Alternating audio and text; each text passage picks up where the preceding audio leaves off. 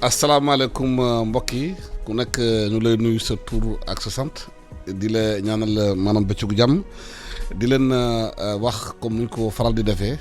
bëccëg bu nekk daañu maanaam dalal fii ci studio bi ITV iRadio synchronisé en direct kàngam mi nga xamante ne dañoo nekk si seen maanaam secteur di fa yëngu xam ngeen ne mbas mi bi ñëw ci réew mi ñëw ci adduna bi amul fu mu bàyyi fépp la laal. fépp fu ñu xamante ne rek nit mun na fa am activité laal na ko ba nit ñëpp adduna bi gis ngeen nit ñi toog nañu am conséquence ci lu bëri ci mbirum économie te ab réew nag ñaari buntu yu am solo am na ci pour marchandise dugg foofu pour échange commerciaux yi am mooy aéroport ak port nag fa lay di marchandise yu bëri di dugg ci réew mi gis ngeen Chine moo nekkoon maanaam atelier du monde lu bëri fa la doon jógee dugg suñu réew yi te conteneur yi bëri daan jógee foofu dugg commerçant yi ci lañ doon yëngu ñi ci lañ doon yëngu ba marchand ambulant bi marchandise boobu jógee foofu la doon jaayaat pour mun ci génn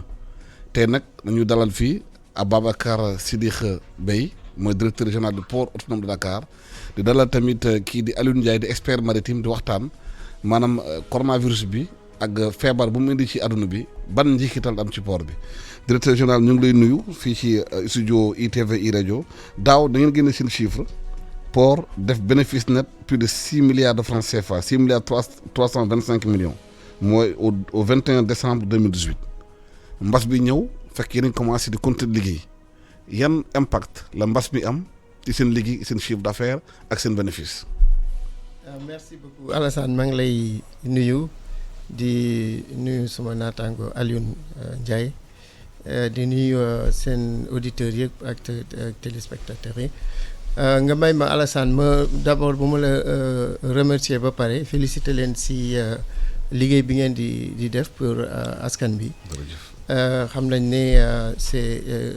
médias yi rôle bu am importance la ñuy jouer ci mbas bi comme ni nga ko waxee mais dafa am ñetti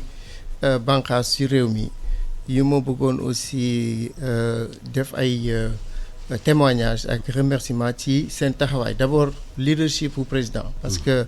man dama am chance su fekkee 22 mars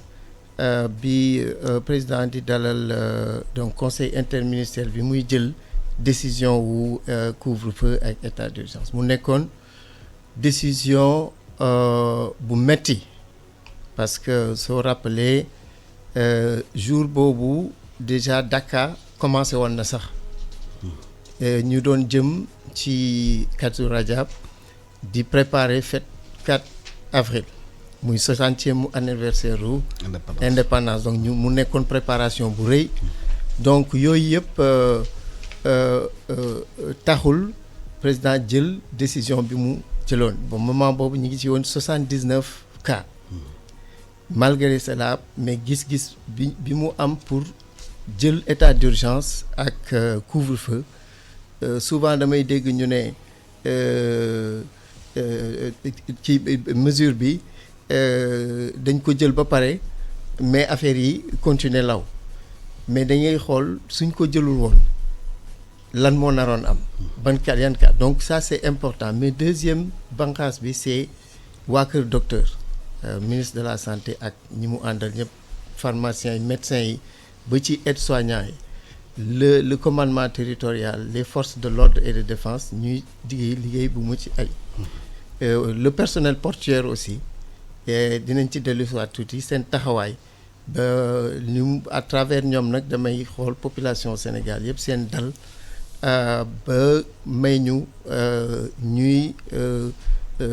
am ay jéego yu am solo yu ñuy def si mbas mi nañ ne lii xew Sénégal boo ko comparé ak pays développés yi suñu performance yi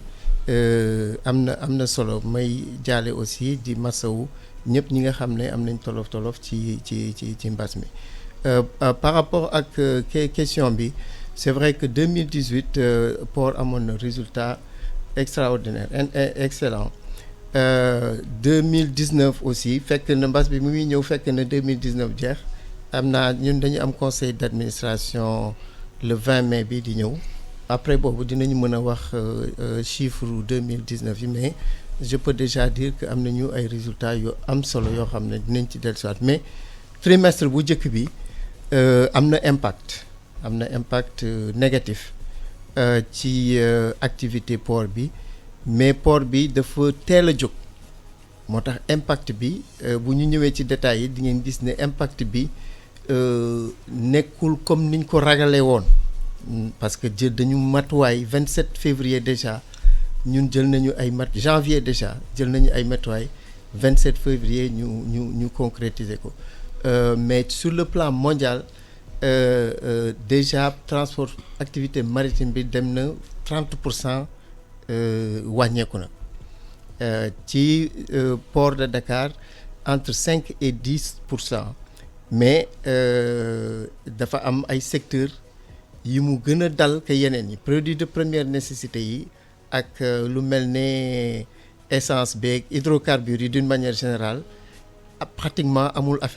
affecté wu ko sinon que sax xaw na jóg mais dafa am yeneen secteur yi nga xam ne c'est peut-être des biens de moindre nécessité secteur u véhicules yi maanaam oto yeeg yi importation oto yi surtout importation des véhicules lourds yooyu am na affectation bu rëy autour de 50% mu wàññeeku mais on peut comprendre que période bi ñu nekk nii période de crise yi c'est les biens de luxe nekkul loo xam ne nit ñi dañ ko parce que dañuy anticiper aussi sur la demande boo importer lu mel ne oto il faut nga am ku ko jënd donc les consommateurs yi ak les entrepreneurs investisseurs yi aussi dañu am xarañte boo xam ne moo leen di permettre ñuy anticiper ci yu mel noonu donc ci tënk balaa ñuy dellu si ci détail mën nañu wax ne port de Dakar am na mbas bi kii na ko laal na ko ci activité bi mais ragal dañoo njortoon mu gën koo laal ni mu ko laalee am na robustesse actuellement boo xam ne mi ngi taxaw daal dëgër na fii ba juin bu fekkee ne génn nañu ci. fii ba juin je crois que 2020 sera mais bu continuer ba juin xam naa ne dinañ am ay jafe-jafe quand même. Aliou Ndiaye yow expert maritime nga nga liggéey ci mbirum port bi yéen ban jàngat ngeen am ci maanaam ci crise bi. ak ban impact la am ci seen liggéey. jërëjëf Alassane maa ngi lay gërëm di féliciter ci seen liggéey bi ngeen di def yaa ak sa équipe bi yëpp di am mbégte nag bu baax di jàkkaarloo ak sama directeur laa ko ma tuddee parce que képp ku yëngatu ci port bi ak lu wër port bi rek yaakaar naa ni monsieur Abdou Sadikh Bèye sa kilifa la. donc ñu ngi koy nuyu ñu ngi koy ziare bu baax di am kontaan ci toog ak moom ci waxtaan bi. c'est vrai que Covid bi moom comme ni ñu ko waxee rek musiba la bu ñëw ñu nangu ko nag ginnaaw bi nekkee ay jullit nangu ko di ñaan yàlla teg ko ci jàmm. mais loo gis rek il faut que mu am jeexital parce que ñaari weer activité comme ni ko directeur waxee tout à l'heure amul pratiquement parce que ku mel ni ñun ñi nga xam ne ñu ngi ci activités yi maritimes yi en général muy transit bi muy manutention bi muy consignation bateau yi muy yooyu yëpp suñuy liggéey li ci ëpp. dafay jóge ay bitim réew parce que bu ñu waxee import wax export. rek wax activité portuaire loolu mooy yaakaar naa di gën a lëmb activité portuaire te ku ne xam nga ni daanaka dara dugg seetul dara génnatul aussi soo ko defee ñaari weer mu diis ba tax aussi tamit ci dëkk bi lu mel ni comme ni ko directeur waxee tout à l'heure aussi suñ jëlee ay couvre-feu jël yenn mesures yoo xamante ni pour sàmm doomu aadama yi sàmm sénégalais yi moo ko waral mais loolu tamit dafay am jeexital ci liggéey bi parce que. ku doon xëy 8h xëyatoo 8h yaa ngi xëy 9h bu fekkee xëy nga ku doon wàcc 17h 18h aussi maintenant yaa ngi wàcc à 15h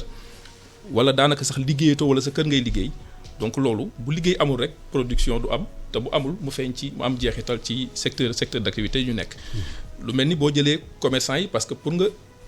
dédouaner dara wala pour nga am bateau wala pour il faut que am ñu dem jëndi. ki jëndeetul bu dematul donc daanaka loolu moom day daal di taxaw boor bu dee yenn sociétés yi wala industrie yi nga xam ne usines yi nekk au niveau du Sénégal aussi ñoom itam dañuy jëlee di liggéey di produire suñu produire itam daanaka foofu dafay daal di sooke. pourquoi parce que personnel bu bari dematuñu personnel bi liggéeyatuñu wala fan doon jëlee mënatuñ fa jëlee donc impérativement il faut que mu feeñ am jeexital ci ñun ñi nga xamante ni ñoo leen di toppatoo ci côté boobu armateurs yi ñuy liggéey ndool aussi. ñoom itam daanaka am na ñu bari ñoo xam ni dañu tëj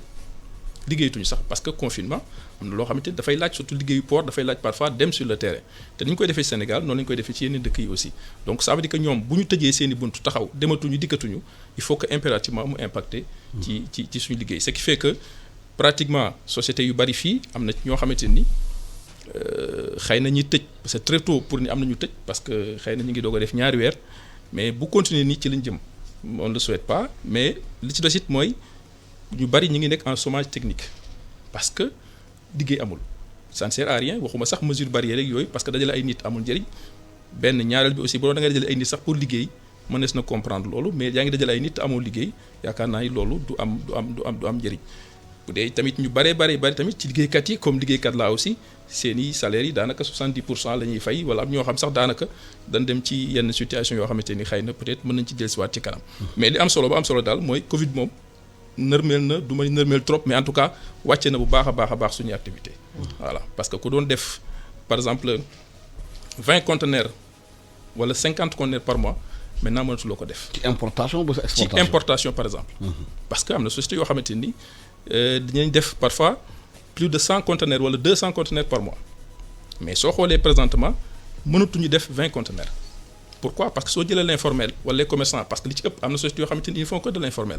am na ñoo xam nag xëy na ay usines la ñuy liggéeyal ak ay yooyu mais soo jëlee yenn grandes cimenteries yi nga xam man ñun am na ñuy liggéeyal ci ñoom mais am na ci ñoo xamante ni pratiquement liggéeyatuñu ba en tout cas lañ doon indeetuñ ko. Pourquoi? Parce que d'abord fa ñuy jëlee amatul boole gi njaay mi doxatul. parce que bu njaay doxul mënoo liggéey di da ngay liggéey pour jaay mais li ngay liggéeyoon ba pare bu fi taxawee te jaayuloo ko dina am problème. parce que li ngay jaay mooy da ngay jaay ci biir réew mi mais da ngay jaay ci bitim réew biir réew mi ku ne xam nga ni daanaka kenn jëndatul. Pourquoi? Parce que d'abord ñi ngi tiit ñaareel bi aussi xëy na gisul yoroo loo jënde donc yooyu yëpp raison la yu tax yoo xam ni tax na lépp dafay impacter ci suñu liggéey ak toutes nos activités. Monsieur le directeur, est-ce qu'aujourd'hui plan stratégique bi ngeen mettre en place 2019-2023 est-ce que loolu doom problème dëggam activité amatul dara doxatul ñi nekk ci biir port bi mënatuñu liggéey est-ce que dina gàllankoor plan stratégique bi. Non justement xam nga plan stratégique loolu moom mooy solo parce que plan stratégique comme ni mu ko waxee c'est def planification la maanaam da ngay gàttandu lii ñëw ak lii laa bëgg a def mais booy def plan stratégique da ngay jàngat aussi environnement bi nga nekk da ngay xool aussi les menaces ak li nga xam ne yëpp mën na gàllankoor sa activité xëy na anticiper wu ñu woon. mbas mi mais anticiper nañu woon ay jafe-jafe yoo xam ne fi ñu ko féete woon mooy surtout ci concurrence bi ci yi nga xam ne yeneen port yi. ñu ngi koy def anticiper woon nañu. Bu fekkee ne économie Sénégal am na nu muy demee et cetera donc loolu moo tax plan stratégique day lay permettre nga amortir choc yiy ñëw loolu moo tax mu am solo non seulement nga am plan stratégique pour 1 an mais pour ñun dañu am plan stratégique pour 5 ans donc dañu dem à l'offensive booy dem à l'offensive nag da lay aar ci lu bëri. Maintenant c'est vrai que mbas bi dafay affecter activité portuaire. et mais ni mu koy affecter xam nga activité portuaire nag dafa yaatu acteurs yi aussi dañoo bari te wute. am na ñoo xam ne ñoo gën a am taxawaay am na ñoo xam ne seen taxawaay ci biir moo gën a faible. C'est-à-dire que pour que mbas bi laal leen c'est beaucoup plus facile lu mel ne transport comme ni ko Alioune waxee bu amee couvre-feu nga war a ñëw liggéey si ñu ne la 7 heures war nga taxaw donc ça veut dire que il faut que nga teel a taxaw balaa 7 heures pour mën a yegg sa kër. Et aussi temps d'attente yi am ci port bi yooyu mën na affecter ñi nga xam ne mënuñu am ay matuwaay yi leen permettre ñu résister ko mais le port dañuy def benn plateforme dès le 23 mars def nañu plateforme boo xam ne acteurs portuaires yu ci ëpp dañ ciy tase ñi nekk ci biir port bi transporteurs yi transitaires yi manutentionnaires yi ñuy weccoo xalaat may remercier aussi nag vraiment ministre de l'intérieur parce que moom dañ ko ñaan njëkk ñu ko port mënul tëj il faut que muy fonctionner 24 heures sur 24 dañuy soxla ay autorisation spéciale yoo xam ne képp kuy liggéey ci port bi ñu mun la ko jox et mu teel ñu ko jox nag non seulement mu jox ñu ko boole ñu ak gouverneur ak préfet mais après moom ci boppam moo koy signer boppam jox ñu mandarga pour ñun ci suñu bopp ñuy joxe yu mel noonu damay masawu nag vraiment ñi nga xam ne ci biir port bi am nañu jafe-jafe yu bëri muy transitaires yi di transporteurs yi surtout parce que comme ni ko Aline waxee bu fekkee ne temps de travail bi dafa gën a tuuti ñoom dañu am aussi ay relation ak armateurs yi yoo xam ne dañ leen di sas ay délai boo jëlee conteneur bi da nga ko war a delloo ci diiru 48 heures nga war ko delloo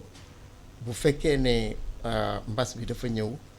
nga jël conteneur bi mën nga ko jël sax yóbbu ko ci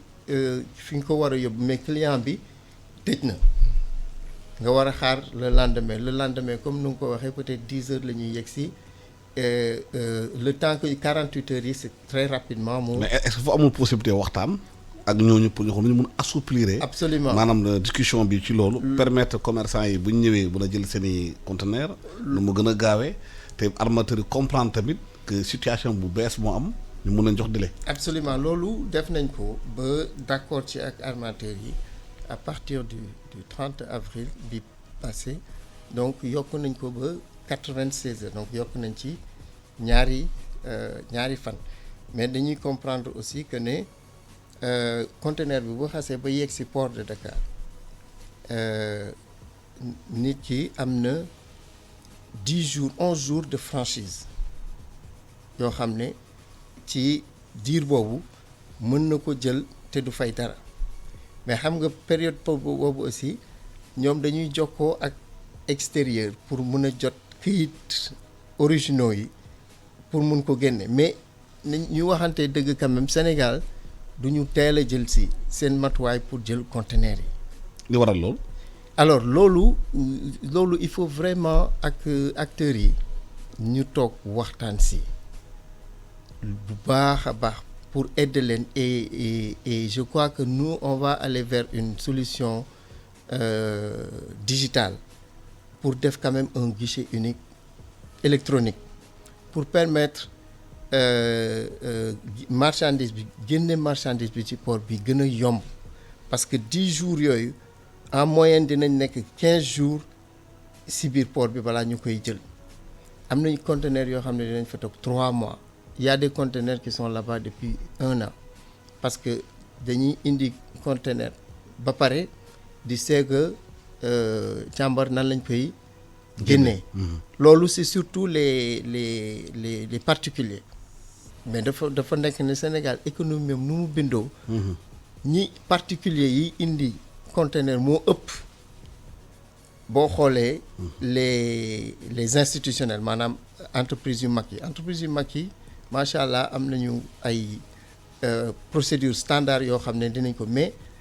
ñu mel ne diaspora bi yónnee après sa mbokk war a ko génnee donc ce qui fait que dañuy am jafe-jafe yu bëri man en tant que directeur général port y a pas un jour boo xam ne du ma jot benn demande pour jàppale benn conteneur mu génn parce que les gens pensent toujours que directeur général port bi mooy yore DP World moo yore Grimaldi moo yore et cetera donc yooyu c'est des concessions ñooñu aussi seen espace bi ñu leen jox ci port bi dafa tuuti ba nga xam ne 10 jours bu ñu la ko mayee 10 jours doo fay dara mën nga ko ñëw génnee mais problème bi mooy nit ñi mën a génne seen conteneur ci 10 jours yooyu efficacité opérationnelle boobu il faut que ñu waxtaan nag ak acteurs yi ñu mel ni ñoom Aliou nag yooyu ak transitaires yooyu pour xool nan la ñuy defee ba nga xam ne. lu gën a gaaw dina gën a gaaw. waaw mais am na ñu naan port bi du mu bindoo la port bi benn porte la d'entrée te camions yi bu ñu ñëwee dañ fay fees dell de telle sorte que pour génnee sax sa bagage problème la parce que camions yi dañu congestionné foofu yëpp. loolu dëgg la ñu ngi ciy liggéey am nañ ci ay jéego yu am solo yuñ ci def moo tax ñu jël ci espace Sonacos bi port dafa jël espace de 6 hectares yoo xam ne investissement la ci ñun espace boobu dañ ciy fay 180 millions par mois donc on investit déjà presque 2 milliards par année pour gérer congestion bi pour que nit ki balaa muy ñëw ci port bi mu xam ban heure le conteneur am disponible kañ lay ñëw ci parking bi bu ñëwee ci parking bi ñu soog ko jox feu vert pour mu ñëw buñ la waxul ñëwal c'est pas la peine ngay ñëw dafa mel ne rek guichet automatique bu banque yi bu fekkoon ne ñëpp dañuy dem rek même jour bi pour jël xaalis duñ fa dina metti mais gestion des flux boobu li américain yi di wax just in time boobu la ñuy liggéey boobu c'est très difficile pour ñu yegg fa il faut vraiment participation acteurs yëpp ak discipline aussi bis buñ ko yeggee bis buñ ko defee rek on aura réussi quelque chose de grandiose yeggaguñ fa nag parce que ñi ngi ci waxtaan bi mais je dois dire que c'est très difficile avec les acteurs mais démb rek ñi ngi ci waxtaan nañ parking bi moom pare na investissement bi def nañ ko et la partie informatique pare na tarification bi nan lañ ciy d'accord ak acteurs yi loolu moo des mais am nañ yaakaar que ne ci année bi dinañu décongestionner port bi ba nga xam ne dugg bi ak génn bi dina tane. alors ñu am nañu posé problème infrastructure ci port bi dañu war a investir davantage dans les infrastructures portuaires parce que yéen da ngeen di exporter waaye matière première bi ngeen di exporter avec Covid bi nee nga exportation amatul naka ngeen def pour gérer matière première boobu stock la maanaam investissement la. jërëjëf Alassane d'abord rebondir un tout petit peu ci di directeur wax par rapport ak congestion port bi moi je pense que li ma njëkk a wax tout à l'heure mooy impact Covid bi nga xamante ni xëy na la situation mondiale moo ñu internationale moo ñu ko imposé. mais dafa am loo xam ni aussi yenn nous sommes impactés ci yenn yoo xam parfois c'est le port en tant que tel. la fi nekkoon avant Covid bi. la fi nekkoon bi Covid bi ñëwee mu gën a yokk. parce que su ma jëlee problème congestion bi rek moom naka jekk fi la nekk bien que nag ay efforts ñi ngi koy def parce que plan stratégique bi mu wax tout à l'heure c'est un plan boo xam ñi ngi koy rafetlu bu baax tey gis nañ am na ay jéego yoo xamante ni ñi ngi ko ciy def. su ma gisee problème voirie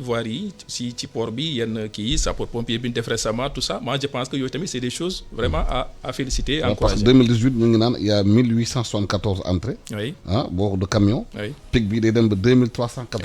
exactement pratiquement chaque jour il y a au minimum 2000 camions yoo xam ñoom ñooy dugg ak di génn au niveau du port de Dakar. te Dakar naa loolu nag. dafa laaj organisation boo xamante ni bu mag la. d'autant plus que port bi xëy na du ma réyul trop pratiquement en plus aussi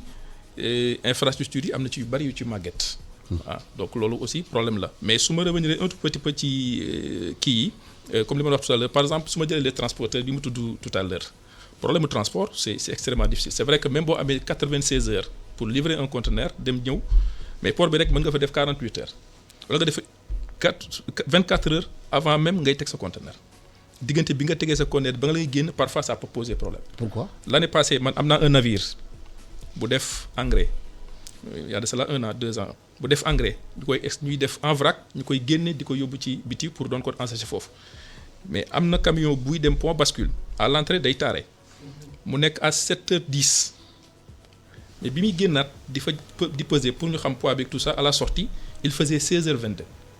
waaw 16h22 diggante mool à l'entrée du port au môle 4 ba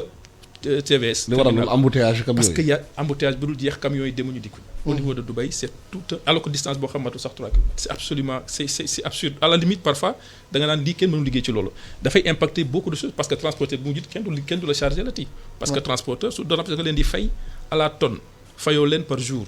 koy fay à la tonne bu chargé wul du encaisser dara bu bëggee une journée fu mu waroon mën a liggéey par exemple def 4 voyages 3 rotations wala 2 rotations mu def une seule en une journée kooku ça pose problème te loolu mi ngi wéy ba tey leneen li aussi mooy par exemple li ma nii tout à l'heure ci c'est vrai que boo xoolee kii am na ay mesures li mu wax tout à l'heure anticiper nañu ci Covid bi parce que le 27 février am na note boo génnee seen service génn nañu ko effectivement boo xamante ni mi ngi gàttandu navire yi ñëw parce que tamit liggéey moom comme ñëpp ñoo ko bokk bateau bala muy dugg si fu ne la ñuy jaar mais wax nañ ni balay bateau yu dugg si il faut ñu xam les 10 derniers ports yi mu jaar pour ñu xam ni jaar na fii pour ñu xam ba xam dëkk yi mu jaar am na Covid am na en tout cas et puis ñu xool équipage bi mu àndal yépp def li ci war kooku suñu njëriñ la parce que ñun ñooy am contact ak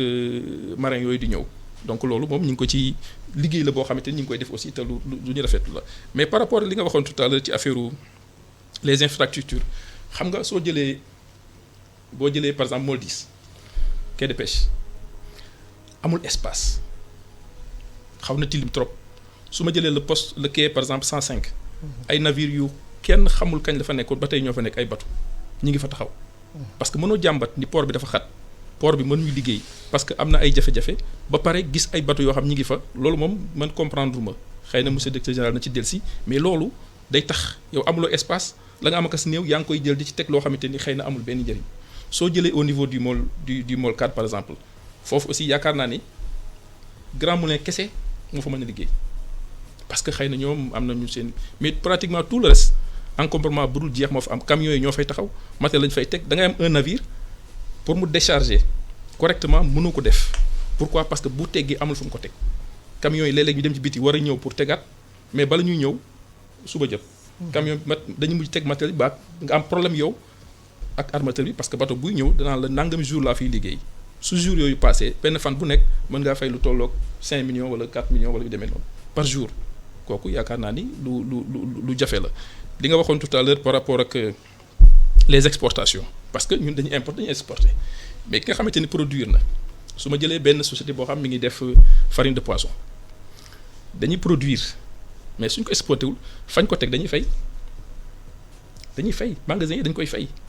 te ki la ko loué xamul liggéey nga parfois xamul liggéeyoo en aucun cas da nga koy fay. bu nekkee dans le port aussi la même chose port da lay facturer chaque jour magasin yi ne port da lay facturer mayu la ko boo demee au niveau des compagnies aussi foofu moom fa la wulee ñaay comme ni ñu koy waxee moom du compagnie mais nag dafa am loo xam moom moo ko moom mooy que ndeyi seex la c'est-à-dire muy tous les acteurs portuaires ak tout ce qui tourne autour du port am ci yow lañu jëm si mais su ma xoolee par exemple pour nga fay alsaan magasinage wala fay benn prestation bu la benn compagnie defal këla boo xamante ni kenn xamul nos agents dañuy xëy 6 heures du matin am na benn société bu nekk sur route des hydrocarbures du ma ko tudd 6 heures du matin gars yi dañu fay dem mais ci biti la ñuy taxaw duñu sax recevoir ci biti la ñuy taxaw te li ñuy fay taxe de port da ci bokk taxe de port boobu daf ci bokk te duñu ci may dara te man jàpp naa ni suñu amee impacté bu mel ni lu mel ni dal tous les acteurs war na port mën a seet comme ñi ngi naan par exemple sur le plan fiscal ñi ngi naan non nañ dindi repousser les échéances def des gestes sur la fiscalité et cetera par exemple mais le port war na mën aussi par exemple ci prestation yi ñu koy fay mu am yoo xam da koy dindi complètement wala au moins mu def ci des efforts yoo xamante ni dina mën a tax nit ñi mën a xaw a souffler tuuti mais pour xaw a insister tuuti rek sur ce qui se passe au niveau des compagnies moi j'aurais souhaité vraiment que au moins foofu nga am effort yoo ñu ci defal pour que parce que su ma jëlee par exemple ñiy def roro tout ça mais da ngay am bateau ñoom rek ñoo koy def mais su ñëwee ils descendent à 16 heures ngay liggéey ñu wàcc 16 heures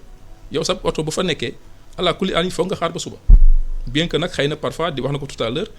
parfois tu poses la question fu nit ñi ne ba di yéex a génn seeni matériel c'est vrai que loolu jar na wax aussi parce que tamit yaakaar naa loolu mooy lu kii mais comme procédure yi aussi parfois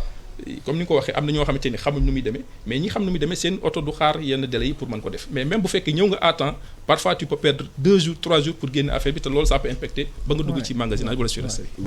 def na ay préoccupations yu bëri yu mu posé. lan la ñu war a mun pour loolu gën a bar. te tamit puisque nguur gi nee na génn na 1000 milliards pour dimbali économie bi est-ce que port am na lu mu ci xaar pour jàppale entreprise yi xamante ne am nañ jafe-jafe ci port bi. waaw bon loolu xam nga déjà port dafa yëkkati 1 milliard joxe état mooy centralisé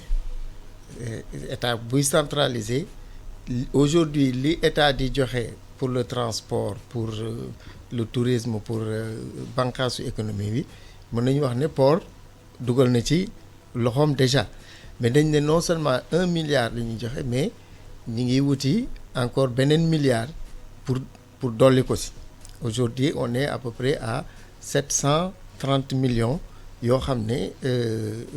collecté nañ ko de 1 milliard la ñu mais pour l'instant dem nañu ba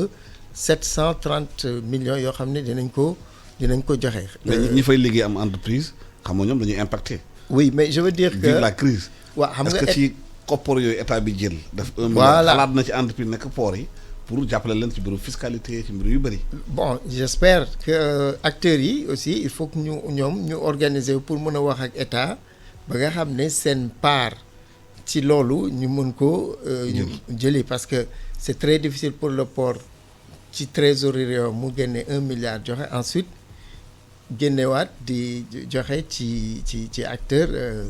parce que port nag il faut ñu xam ne dafa commencer rek di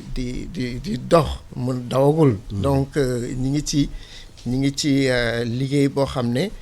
ñi ngi def effort mais amaguñu taxawaay dëgëraañ boo xam ne dinañu mën a comme état nu mu koy defee mais ñi ngi quand même comme ni mu ko waxee dañuy tëddee ne dañuy njabootee lu bari mais dama bëgg wax ci société bu mu bañ a tudd turam ne nit ñi dañuy taxaw ci biti yàlla dafa def ne démb rek ki koy jiite damay waxtaan ak moom di ko poser même question bi ne ko lii nu mu mën a demee parce que les acteurs sont exposés d'abord dafay xat ñun mu ne ma ñoom def nañu plateforme digitale boo xam ne nit ñi mën nañu fay mais les ñi bëgg war a fay foofu duñu ko bëgg a def dañu bëgg a ñëw fayal seen bopp te espace bi ñu am pour fayee dafa tuuti donc la question digitale bi ñu posé il faut que ñu accepter que bu ñu nekkee ci diggante yu mel nii adaptation comme ni ko président waxee adaptation day war ni ñu doon defee business ak ni ñuy defee business pendant Covid ak post Covid dina wute man dama yaakaar ne il faut que ñu toog ak acteurs yi pour vraiment jël suñu ay responsabilités ci taxawaay bi ñu war a taxawee ci port bi wax na ko dafa xat port bi c'est un port de 150 ans nekk ci xolu Dakar donc circonstances particulières yi mu nekk dafay laaj ay ni ñuy doxalee spécial Singapour noonu DG wu Singapour bi day wax ne moom day jaay ay mouvement lay jaay ay dugg ak génn lay jaay donc ça veut dire que il faut que ñu def ay optimisation. ak Dubaï dañuy liggéey 24 heures sur 24. mais nous on travaille 24 heures sur 24 et dañoo def pied de grue ministère de l'intérieur ba am mu may ñu sañ-sañu autorisation spéciale yi ministre daf ma may ma koy bind di joxe ay autorisation spéciale tous les acteurs portuaires képp ku bëgg autorisation spéciale bu ñëwee tey ci même jour bi ba ñu càmbar que ne effectivement acteur portuaire nga mën naa ko signer autorisation spéciale muy circuler au début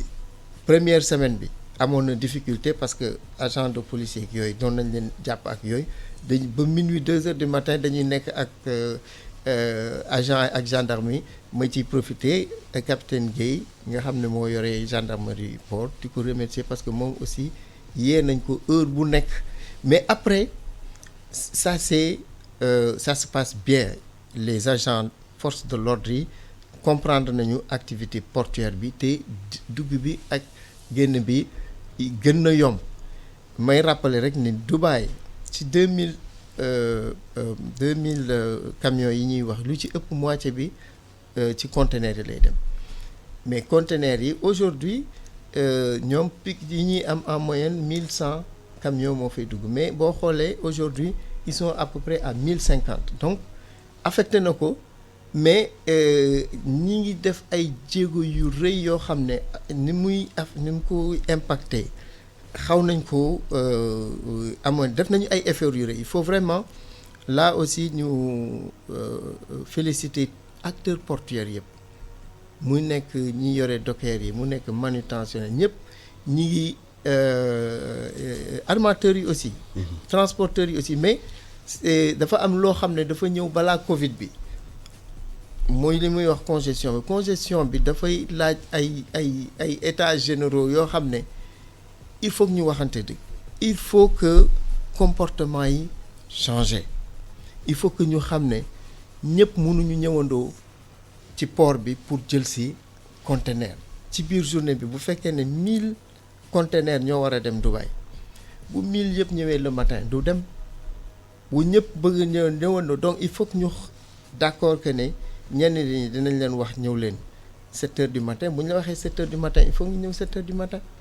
ñeneen ñi bu ñu leen waxee 10 heures nga ñëw 10 heures ñeneen ñi ils vont aller 14 heures ba 17 heures ba 18 heures ba 20 heures boo ko lycée noonu day yomb mais suñu comportement yi mooy tax ba nga xam ne nit ki boo ko ne jaaral ci parking mu ne duma jaar parking parce que am naa suma bon à enlever def naa suma kii yëpp damay jëli donc loolu boo ko defee du dem donc il faut que ñu d'accord ni ñuy liggéeyee armateurs yi def ay souplesse transporteurs yi indi souplesse manutentionnaires yi ne ko noonu nous dañu engagé wu ne infrastructure yi dinañ ko def te ñu ngi ciy liggéey ñu ngi liggéey ci route yi comme ni nga ko waxee port de pêche bi aussi port de pêche bi li nga ci wax sur les bateaux aussi constaté nañ ko yu bari fa gaare kenn dindiw ko loolu c'est un problème de justice c'est un problème juridique parce que dafa am ay yoon bateau bu am licence am nekk am certificat de flottabilité yooyu yëpp boo ko génnee rek boo ko xam nga bateau garage bateau moom da nga koy génne dem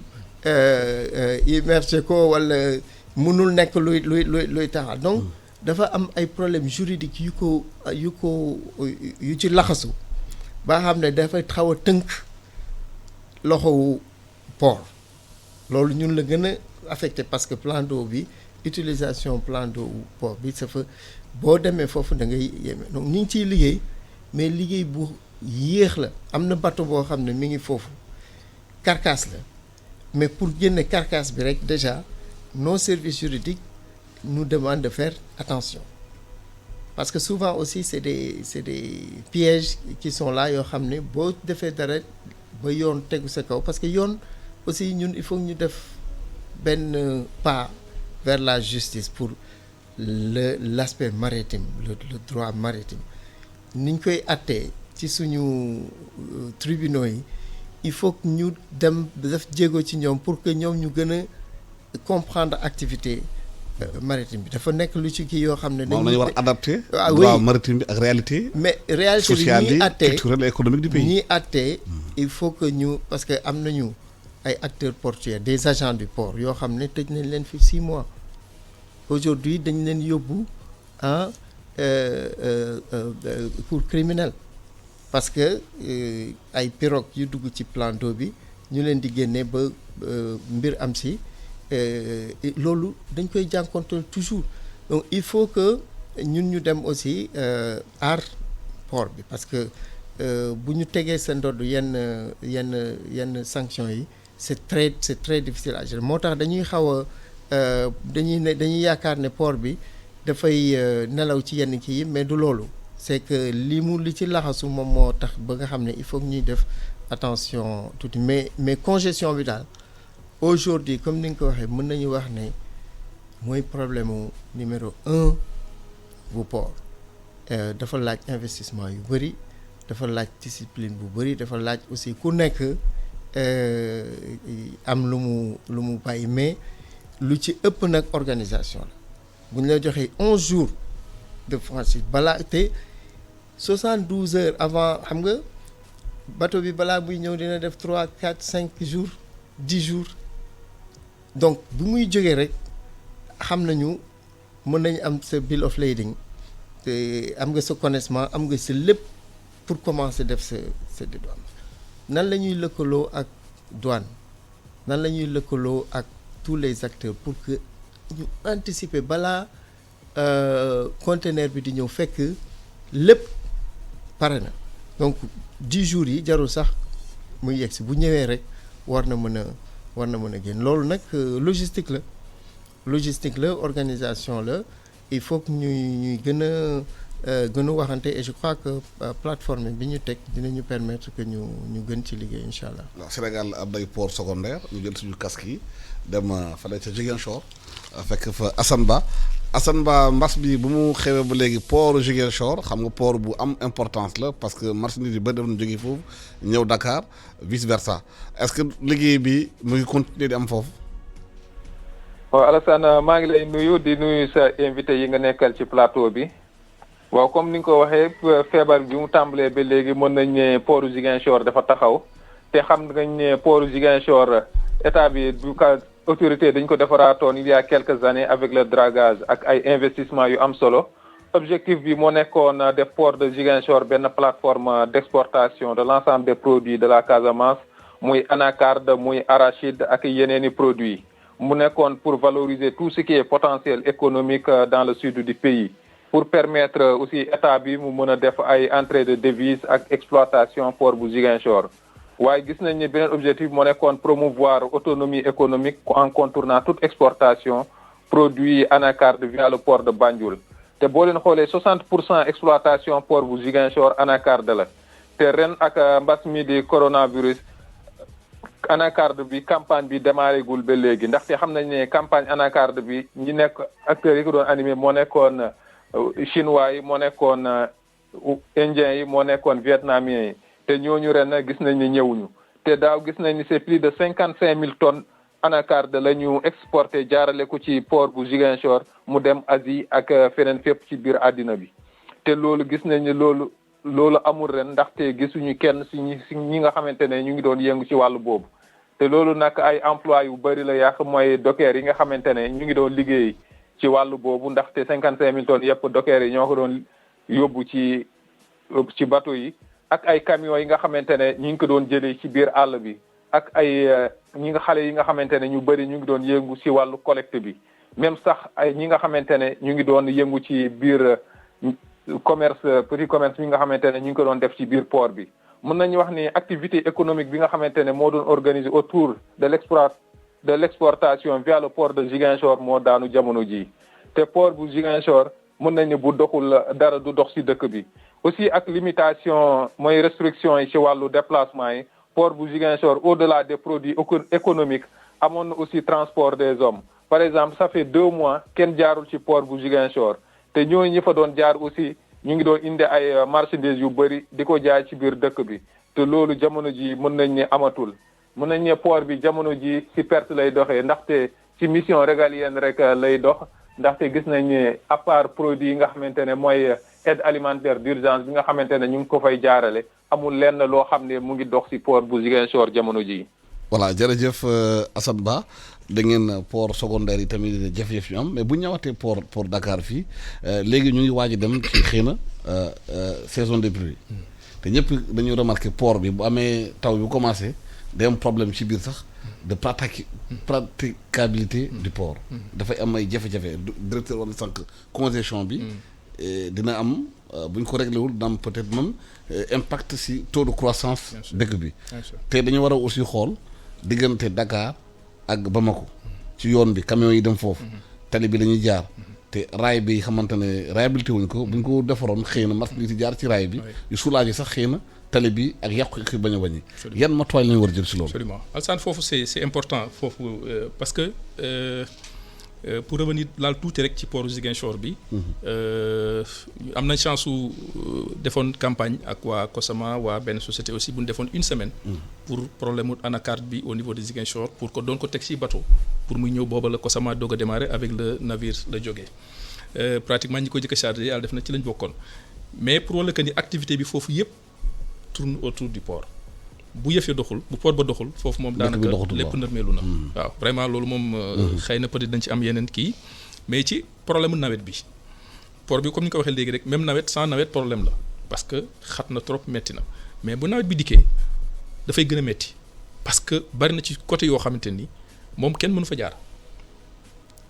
jaar man am na année boo xamante ni y a de cela 2 ans 3 ans au niveau du môle 3 sama oto presque pratiquement mën naa ne fa la yàqoo pourquoi parce que ay kamb yu mag moo fay am ñi ngi def ay voiries yi ñi ngi ciy góorgóorlu kooku moom vraiment il faut le reconnaître ñi ngi def des efforts ci côté boobu mais ba tey comme ni ñu koy wax olof di wax xëy na daanu dajul suuf am na loo xamante ni ba tey mënoo tëb mottali lépp mais je pense que loolu lu jar a xalaat la dès à présent ci problème mu Mali bi ngay wax y a de cela 5 ans pratiquement 70% pratiquement lii de Mali yëpp ci train bi lay jaar mais maintenant c'est 0% te yaakaar naa ni vraiment man raay bi yaakaar naa li gën solution bu ma ni woon mën naa sañ ni c'est la première solution pour man sax ci affaire décongestion du port parce que bu fekkee en attendant yeneen port yi ñuy wax ñuy ñëw ak yooyu mais pour le moment je pense que bu train bi doon jël lii dem Bamako di jaar yoonu boppam jotewul ak dara les camions je pense que dina mën a faciliter beaucoup de choses mais je pense que fi mu toll nii sotteegul peut-être directeur mën na ci wax xëy na moom a ci gën a xam ñi ngi ci liggéey mais li ma wóor mooy su ma gisee te loolu bu fekkee suñu digganteeg Mali dem bi dafa metti dem bi jafe dafay impacter sax ci suñu port parce que maliens yi dañuy mujj bàyyi suñu port dem ci yeneen port pourquoi parce que naan Sénégal moom c'est la croix et la bannière boo fa demee di nga fa perdre du temps xëy na ñoom sax am nañu garage ñu leen mën a teg ay parking yoo xamante ni ñi ngi fa mais teewul ba tey problème yi ñi ngi fi dina leen impacter ñoom mais ñun aussi dinañu impacter te je pense que li am solo mooy au-delà du port de Dakar dañ nekk ci zone boo xamante ni kenn waruñu yóbbul dara parce que le port de Dakar moo mës a nekk le port leader fii suñ demee ba léegi ñuy perdre de la place je pense que loolu moom musiba la te li ci ëpp nag mooy congestion du port ñi nga xamante ni Mali yaakaar naa ni moom jëlee Sénégal moo gën a yomb sax moo leen gën a jege que yeneen dëkk yi je pense kooku bu amul Sénégal c'est parce que amul lu ko neex mais bu dee bu ñëwee gis fi jafe-jafe yoo xamante ni mënoon na ñàkk bu demee feneen gis ñu defal ko yenn facilités yi y a aucune raison pour que mu ñëw au Sénégal. Voilà. Directeur, est-ce que loolu du indi problème compétitivité du port vis-à-vis de ses concurrents Abidjan Lomé ak yeneen port yi xamante ne xëy na concurrence bu tar la ñuy indil port Dakar bu congestion bu continuer raay bi ñëwagul. pour dimbali nit ñi marchandise mën a dem na mu gën a gaawee te même raay bi bu ñëwoon dina am peut-être impact ci tali yi ñu yàqu ak yooyu accident yi am ci tali bi yëpp camions yi nu ñu dawee ci biir tali est-ce que loolu yaakaar na war nañu mën a réfléchir nu mu gën a gaawee ci raay bi. parce que nee nañu bu ñu jëloon 1000 milliards ñu dugal ci kii bi nu de terre bi dugal ko ci raay bi xëy na Dakar Bamako moo gënoon am impact ci économie réew mi. oui Alassane xam nga man dama ñëw ci port bi nekk statisticien économiste. chiffre laa xam. je suis un macroéconomiste statisticien mais bu ma ñëwee ci port bi ba càmbar port bi xool ko. li ma njëkk a gis mooy et c'est une conviction ba léegi que solution wu Sénégal activité portuaire la combinaison de l'activité portuaire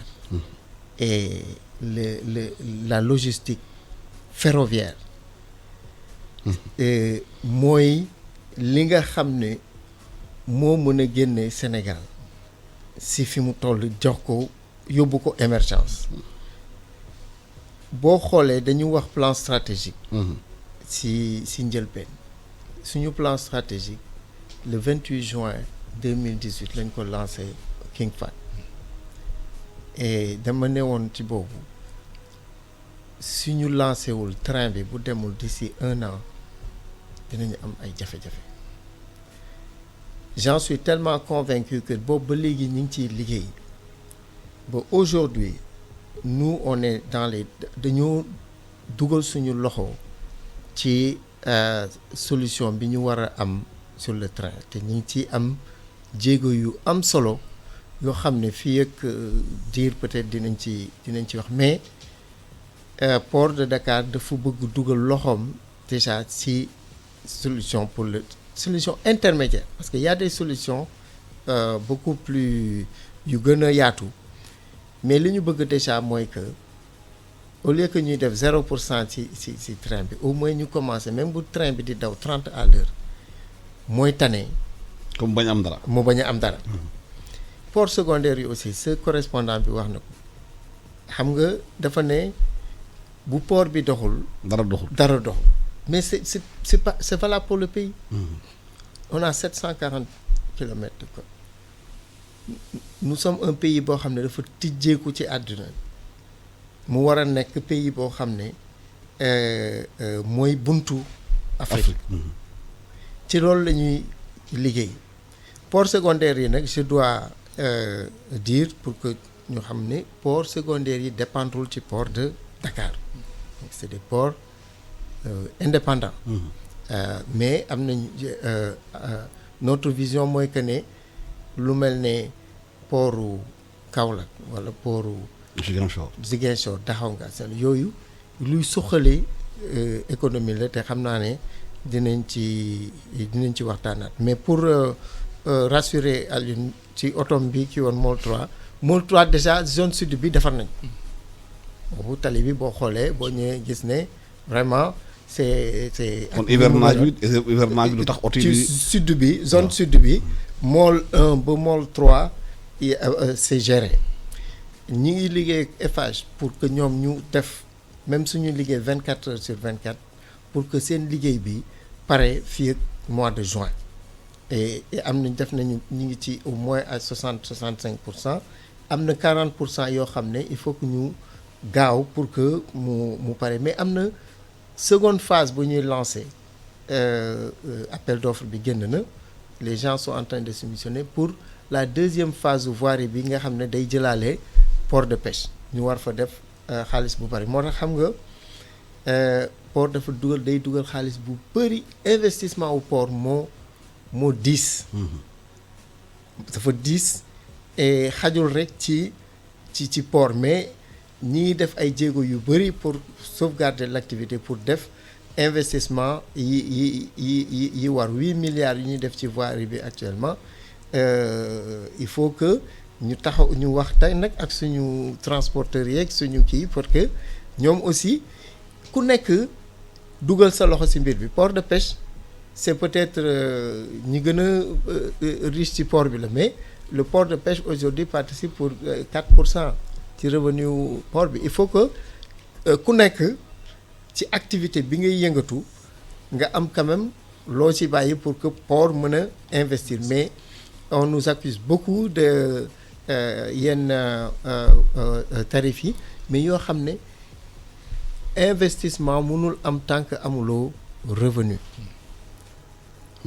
170 francs le mètre carré le mois ci biir port loolu la ñu changé et luñ ci jublu mooy def investissement te investissement yi commencé na te nit ñi ngi koy gis mais c'est important vraiment li nga wax sur le train sur les ports secondaires ñu gën ci taxaw train bi moom daf ma soxal trop parce que amoon ngeen projet aussi port à Pout port sec aussi port sec am na aussi beneen wax ba port de Ndayane exactement Dubaï port boobu moo ko waroon tabax foofu absolument fa lañ toll ci loolu on avait 24 points de divergence ak Dubaï aujourd'hui on est à 2 points donc c'est quelque chose boo xam ne dans les mois à venir incha allah dinañ ko saafara pour mën a signer 2 points lan la bon 2 points yi nag c'est bàyyil rek ba ñu pare dinañ wax 2 points yooyu. waaw Sénégal bëgg nañ xam parce que. waaw mais xam nga booy négocier. Comme on dit on négocie pas dans la rue. donc nañu may rek xam nga 2 ans ñu ngi négocier donc ça veut dire que intérêt wu Sénégal soxal nañu trop donc ñi ngi jàppal bàyyi au départ dañu commencé woon ci port boo xam ne c'est totalement concédé à 100%. ñu ne non di dem ba 2 points yooyu incha allah am nañu yaakaar diggante mai ak juin dinañ ko. parce que am nañu posé question souveraineté réew mi ci mbirum port de Ndayane parce que waruñu ko jox waa Dubaï ñu moom ko 100% te Sénégal du ci am benn. waaw loolu njëkkital lu mu ciy xoolee. loolu dëgg la moo tax ma ne la fi ñu jógee aujourd'hui d'accord nañu Dubaï Port li muy gérer ci portu Ndayane mooy terminal à conteneur. li ci des yëpp c'est le port de Dakar qui va faire son design qui va xam nan la fay def kan la koy defal ak yu mel noonu donc loolu c'est un acquis ci 24 points la bokkoon yooyu weesu nañ ko ba ñu ngi ci vraiment loo xam ne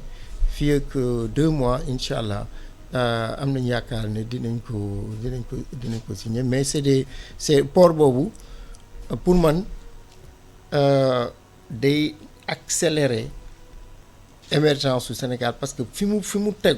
nekk moo am solo boo xoolee c'est entre 3 départements Mbour Thiès Dakar mu am aéroport port bi day nekk 11 kilomètres de l'aéroport et très proche du centre logistique de Diamniadio donc côté boobu c'est lu ñu anticiper avec les travaux de l'ANAT et les travaux de nos planificateurs c'est une zone qui dans les années à venir va abriter au moins une dizaine de millions d'habitants donc foofu cœur logistique au Sénégal mooy nekk foofu moo tax population wu Ndayane Toubab Dialaw yéen Popenguine lu rëy lañu am moo tax ñoom aussi ñi ngi commencer di liggéey ak ñoom pour que ñu prêt accueillir lii di ñëw nga xam ne day nekk investissement bu gën a rëy depuis Sénégal nekk indépendance investissement bu gën a rëy on parle de plus de 3000 milliards de francs CFA de francs CFA yoo xam ne dafa nar a dugg ci zone boobu génn nag tijji Sénégal ci àdduna tijji Afrique ci àdduna parce que loolu nag post Covid bi il faut ñu waxtaan si loolu mooy njëriñu post Covid bi dafa dégg naa keroog ci sa invité yi kuy wax ne opportunité la et il a raison li mu tëjee moo rëy parce que da nga wax tout de suite ci sa njëlbeen que ne Chine atelier wu àdduna bi mais Alassane il faut comprendre que ne tous les pays développés y compris les États-Unis l'Allemagne la France un peu partout ñëpp dinañu xam ne on met pas tous ces œufs dans un même panier. Donc les cartes vont être redistribuées ça veut dire que atelier wu Chine boobu dina nekk ay atelier yu bari yoo xam ne day wasaaroo ci biir àdduna ñun en tant que Sénégal dañ ci am lu ñu war a jël mais boo préparé wul loolu doo mën a jël dara et il faut pas que ñuy joytu après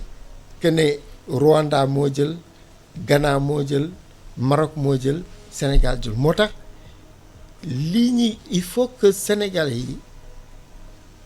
delloo si seen xel xam ne un monde globalisé lañ nekk loolu bëgg ko am na bañ ko am na la question mooy ban part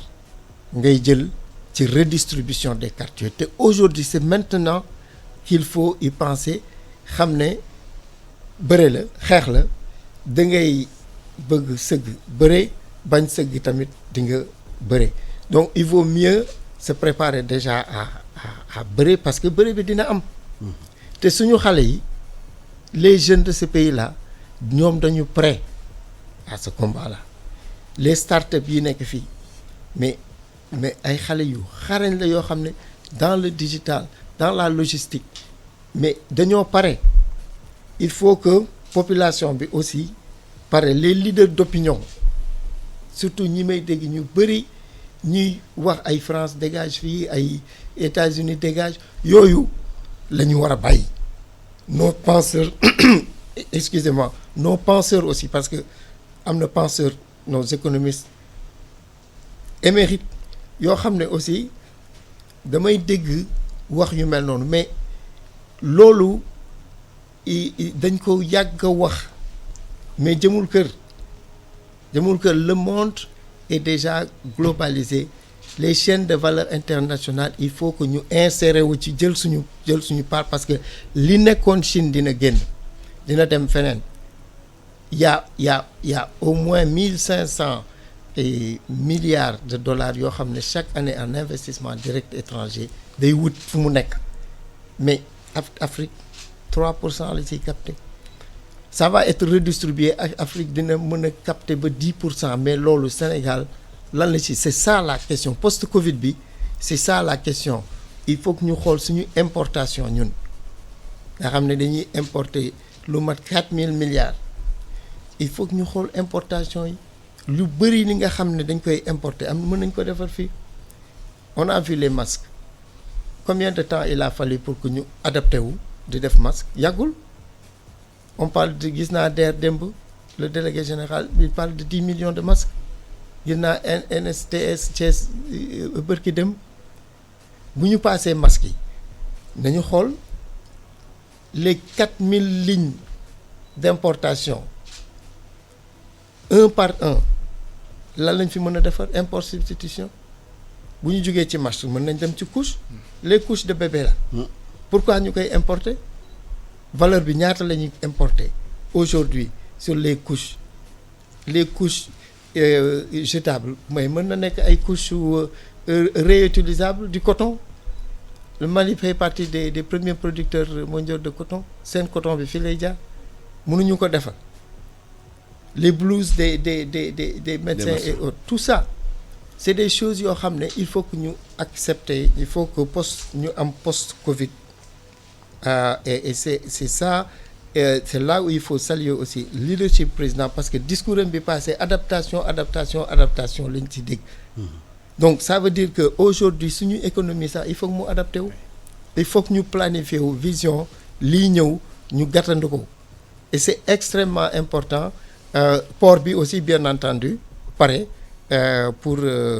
xeex bi oui waaw daañu si jawaat ñu dem jëli benn publicité mu laal lu ñaar ci studio bi. yéen ndawi Sénégal suñu réew tey la gën a soxla ay ndawam ngir xeex jàngoro ji ñuy wax coronavirus ba tax na ginnaaw bi ñu leen gërëmee bu baax sant leen ci seen taxawaay ngir faagaagal jàngoro ji dañu ñëwaat tey ngir gën leen a ñaax pour ñu gën a dëgëral taxawaay bi ngir jëlee fi jàngoro jii di ñu wax coronavirus njëkkee ko ci digle yi nga xamante ne kër docteur digle na ko waaye lépp ñu def ko ci yar ak teggin ndax nag coronavirus kat bàyyiwul mag bàyyiwul ndaw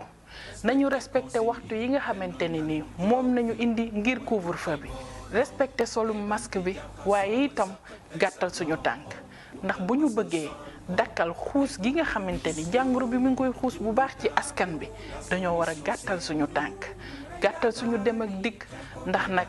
jàngoroy coronavirus ñun ñoo ko mën a xeexal suñu bopp ndax ñun ñoo ëpp ci askan bi ñun ndaw ñi ñu ngi leen di ñaan ñu respecté li nga xamante ne ni moom la fi autorité yi teg pour faagaagal jàngoro ji yi ñuy wax coronavirus moo tax ñu ngi leen di ñaan ñu boole xel yi boole xalaat yi ngir faagaagal jàngoroy coronavirus fii ci suñu réew di Sénégal.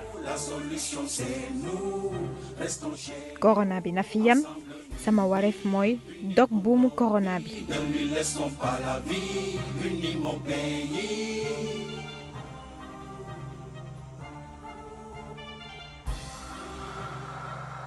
L'invité de la matinale.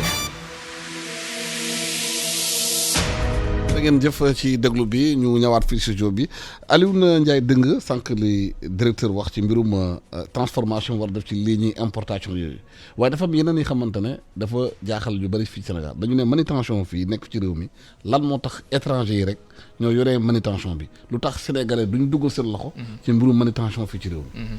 waaw jërëjëf Alsane loolu ma dolli tuuti wax tuuti rek ci problème mu taw bi nga waxoon nawet bu ñëwee aussi. parce que dañ jël port dafa def AGS bu nekk fu ñuy camions yi jaar pour dugg ci port bi ak di génn mais fi mu ko def axe boobu mooy axe bi gën a yàqu ci port bi xëy na nekkul dans le port. loolu xëy na moom a ci gën a mais li mu wóor mooy foofu la camions yi jaar pour dugg parce que diggante mool rond point Sonacos mooy mool 4 bi jëm mool 8 bi fa Dubai nekk fa ngay jaar foofu moom moo gën a doy waar ci port bi. te ba léegi bu nawet dikkee des fois sax kenn du fa jaar. te AGS mënoo fan jóge mooy fii kii bi la société bi yor. gestion des flux gestion des flux kooku fi muy jaar kooku daanaka ci këru foofu la nekk. je pense que loolu bu ma sañoon mën naa ni priorité bi foofu la woon que feneen pour defar yoon boobu parce que li fay jaarul fenn c'est vrai que Môle 3 am na activité yeneen kii am na activité mais li am fii trafic bi am fii amul ci feneen. te je pense que foofu moom vraiment parce que problème mu congestion port bi li ëpp lu ñuy wax nii yëpp. foofu la. Dubaï la foofu la fa la camions yi nekk plateforme bi foofu la nekk fa la lépp fa la nekk waaw donc je pense que loolu moom bëggoon naa ko urgence la pour ñu defar ko loolu moom vraiment urgence la par rapport li nga wax ci société yi manutention yi compétence bi mi ngi fi li mu wax tout à l'heure ni il faut ñu redistribuer revoiraat la souveraineté nationale loolu ci la bokk parce que mënoo jël sa lépp nga jox ko ñëpp nga jox ko ñi ci biti te ñi ko mën a def nekk fi te pourtant toujours dañ ciy participer te mënuma wax nii la demee wala mënuma demee en tout cas xam naa ni moom compétence yi moom mu ngi fi amul kenn ku ñu ko dàq d'ailleurs la plupart du temps même bu fekkee ñeneen na ko indi tamit bu ñëwee suñuy compétence ñoo fay nekk di liggéey bi te loolu avantage bi ci nekk bokk na ci xëy na nit ku ne gis sa bopp ci li ngay liggéey. parce que bu fekkee da la wóor na yow boo demee ci benn foo dem yow ña fa nekk ñëpp lu ñuy liggéey ci ay bitim réew la ñuy jëm. lu ñuy liggéey bitim réew jëm parfois du ma ni doo ci di nga ko ne liggéey parce que naturellement il faut nga liggéey mais ni nga ci waroon centrer sa bopp en tant que sénégalais on stigmatise pas on kii mais quand même c'est des choses yoo xam ne c'est une réalité il faut que ñu xoolaat loolu. moi je pense que sur l'après Covid bokk na ci xoolaat loolu parce que soo jëlee concession yi ñu joxe fii yëpp ñi koy def ñëpp kenn dàq ko ci Sénégal yi parce que ñi ngi fii soo xoolee société yi fiy def bu dee manutention. boo demee sociétés yi fi ëpp lu ñu fiy def mais c'est des sociétés yoo xamante ne parce que solution sax mun na am par exemple boo demee Gambie fii Gambie soo bëgg ubbi entreprise bu Gambien bokk ci entreprise bi doo ko mën a ubbi Sénégal war nañu mën a xalaat tey naan par exemple na manutention bi def Sénégal société ñu am yi il faut ñu jox ay part yenn Sénégalais bu ñu dugg ci participation bi loolu xalaat la te loolu bu amee dina yombal sax ki nga xam dañu sax da koy yombal parce que dina am foo xamante ni moom mënu foon a egg mais comme yeeg ay Sénégalais loolu dina ci bokk Sénégalais bi aussi tamit am na réalité yoo xamante ni man jàpp naa li ma la wax tout à l'heure ni la am na ñu ne ci tali bi ñuy bàyyi les agents ñu ne ci biti di fa yendu di fa fanaan xëy suba bu ngoon mënoo fexe ba ñu am sax espace bu ñu la jox pour nga toog nga liggéey baa nga ñëw da ngay ñëw di fay même bu fekkee mi ngi wax tout à l'heure digitalisation tout ça am na côté boo xamante ni amul problème mais am na foo xamante ni il faut mu am un contact avec compagnie boobu mais foofu nooy def mais parce que dama jàpp ni jàpp ñu ni ñoom lii seen yëf la man damay toog moom yàgg ma ni est-ce que ñoom corona bi sax gënalu leen parce que damay toog moom yàgg gisuma fuñ ci perte ñoom. man gisuma ko parce que bateau bu ñëwee bu conteneur bi amee détention yi client bee koy fay su amee magasinage fam yamoon yokkuñu ci dara magasinage 7 jours la au-delà de franchise bi nga am bu ko pas 10 jours la bu passé da ngay fay. waaw parce que avec Covid mën am flexibilité war na mën a.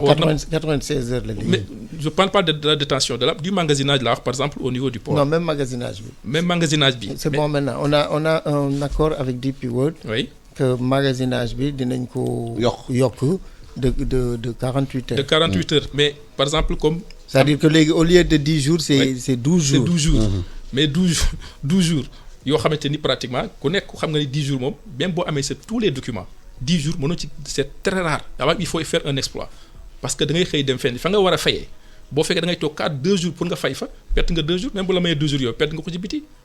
waaw loolu monsieur le directeur la ñu war a def mu gën a gaaw. waaw il faut gën a bar gars yi fay nu mu gën a gaawee. oui non je pense que il faut que ñu toog quand même. waxtaan waaw parce que je crois que autant amateurs yi ak concessionnaires yi. war nañ def ay efforts et ñun mën nañu wax ak ñoom mais il faut que ñu comprendre aussi que ne c'est des business privés. yoo xam ne l'autorité portuaire mënul ñëw rek imposer na leen lii ngeen di def parce que wax nga ko léegi xam nga manutentionnaire part bi ñu war a def aux nationaux loolu ñun dañ ko commencé déjà pour la première fois concession wu base logistique pétrole port dafa jël ci ndigalu président ne lii nationaux yi lañ koy jox non seulement nationaux mais c'est des sociétés non seulement de droit sénégalais mais à capitaux sénégalais au moins à 60%. waaw parce que loolu c'est important xam nga société mën na ko def droit sénégalais. exactement fekk sénégalais moomu ci dara. non gis nañu porox ndoll boobu. ba tëj nañu la loi. dañ ko tëj parce que dañuy imposer que mu nekk des capitaux sénégalais en plus ñun dañu ne sax il faut nga nekk acteur portuaire pendant 15 ans au moins donc encadré nañ ko aujourd'hui base logistique bi joxe nañ ko et jox nañ ko sénégalais yi participer woon yëpp. ci kii bi lañ ko séddale donc bàyyiwuñu président def ñu bu leen bàyyi kenn parce que bëgguma c'est la première fois nañ leen ko jox que le privé travaille ensemble donc set yi yëpp ñu ngi ci biir aujourd'hui la question qui se pose maintenant c'est moins Alioune question wu xarañ ci liggéey bi sénégalais yi ñu ngi xarañ nañ ci tous les domaines vraie question bi c'est l'investissement boo demee Dubai Port aujourd'hui seen grue yi benn rek c'est 5 millions de dollars aujourd'hui Sénégal yi nan la ñuy lëkkaloo les capitaines d'industrie nan la ñuy lëkkaloo d'accord ne dañuy travailler ensemble ils vont mettre l'investissement ensemble parce que base logistique bu ñu leen jox attention c'est de l'investissement hein? Nous on a pris 3,5 hectares ci port bi ne yéen lañ koy jox mais vous travaillez ensemble vous faites l'investissement vous mettez ensemble pour l'investissement vraie question bi c'est l'investissement aujourd'hui donc ñun sas nañ leen ñi ngi xaar ñi ngi leen di accompagner nag pour que ñoom ñu wan à la face du pays que mën nañu gérer concession et non seulement mën nañu gérer concession mais mën nañu construire benn hub sous-régional tout ce qui tourne autour du pétrole ay les campagnes d'exploration dañoo bëgg def base boo xam ne c'est de classe internationale lépp di jaar fii sur la zone MSGBC bi ñuy wax tout ce qui tourne autour de nos donc mais situation bi xam nga avant dañ doon ne moyen d'état ci suñu réew yi mooy plan d'action structurel yi. oui Covid bi wane léegi c'est plus d'état l'état revient au cœur de l'économie gis nañu par exemple France ni Macron wax dafa leer na moom état français dina jëlaat lu bari lu moomoon lu mu bàyyi mu dem bitim réew. waaw mais loolu est-ce que ci concession boobu. état Sénégal mun accompagner davantage. ñi xamante ne ñooy investisseurs yi. non jox leen ay moyens ñu mun a am ak grille yooyu. non Alassane foofu dinañ ci wute tuuti. waaw d'accord parce que li nga wax dëgg la c'est des moments yoo xam ne on a besoin de c'est loolu mooy rôle état day intervenir quand des moments de crise day dugg génn fu mu nekk nii jotu temps wu dugg moo jot da ngay jël exemple États-Unis mais États-Unis mooy dëkk boo xam ne les citoyens américains li ñu gën a bañ mooy état dugg seeni mbir. léegi dugg na de. te dañ koy laaj. boo xoolee ñoom ñooy laaj ne dugal. mais parce que temps la pour état dugg foofu lañ koy soxla. bu paree ba lii kii ils vont lui dire génnal. parce que du sa rôle ngay gérer wala ngay du sa rôle ngay investir ci secteur parce que da ngay tëddee. donc aujourd'hui on a besoin de l'État pour mu encadrer pouvoir État moo ñu wax nañu ne ñëpp dugg ci base logistique bi loolu rôle État la c'est ça mais une fois que mu ne na ñëpp dugg ba ñu distribuer jox leen 3,5 hectares ñu liggéey après nag seen investissement nag ñoom ñoo koy wuti jox leen ay moyens parce que sinon day état du ko mën sax parce que acteurs yi ñoo bëri état war nga tabax classe war nga tabax hôpitaux war nga jël recruter médecin war nga ko former war nga ko fay et cetera donc boo tegee état loo xam ne mënu ko aussi donc il faut que ñu xam ne en dernier ressort c'est l'investissement et c'est l'entrepreneur qui doit investir état nag faciliter ko mën na am encadrement au point de vue bancaire ak ay des taux d'intérêt qu'on bonifie et cetera et c'est en train de se faire mais sas bi may wax aujourd'hui dafa am ñaari bànqaas ci dëkk bi yoo xam ne dañuy xaar ci ñoom lu bari mooy nos penseurs qui sont dans les universités recherche bi et nos entrepreneurs ñu mel ne ñoom Alioune noonu il faut que nos capitaines d'industrie nag dugal seen loxo ci port bi dugal seen investissement ci port bi seen capitaux yi ñu aider à ce qu'on prenne parce que c'est une activité très rentable activité portuaire nag c'est une bonne activité boo xam ne nit mën na ci dugal xaalisam et avec un très bon retour sur investissement. waaw bu ñu wax activité port. bu ñu bañ a fàtte mbirum conteneur yi. parce que xam nga Sénégalais ñoom dañu commerce. GP yi ñeneen ji dem di ñëw di yónnee conteneur di may am na ñu bëri dañu kaas parce que seen conteneur bu ñëwee port dañ koy daj.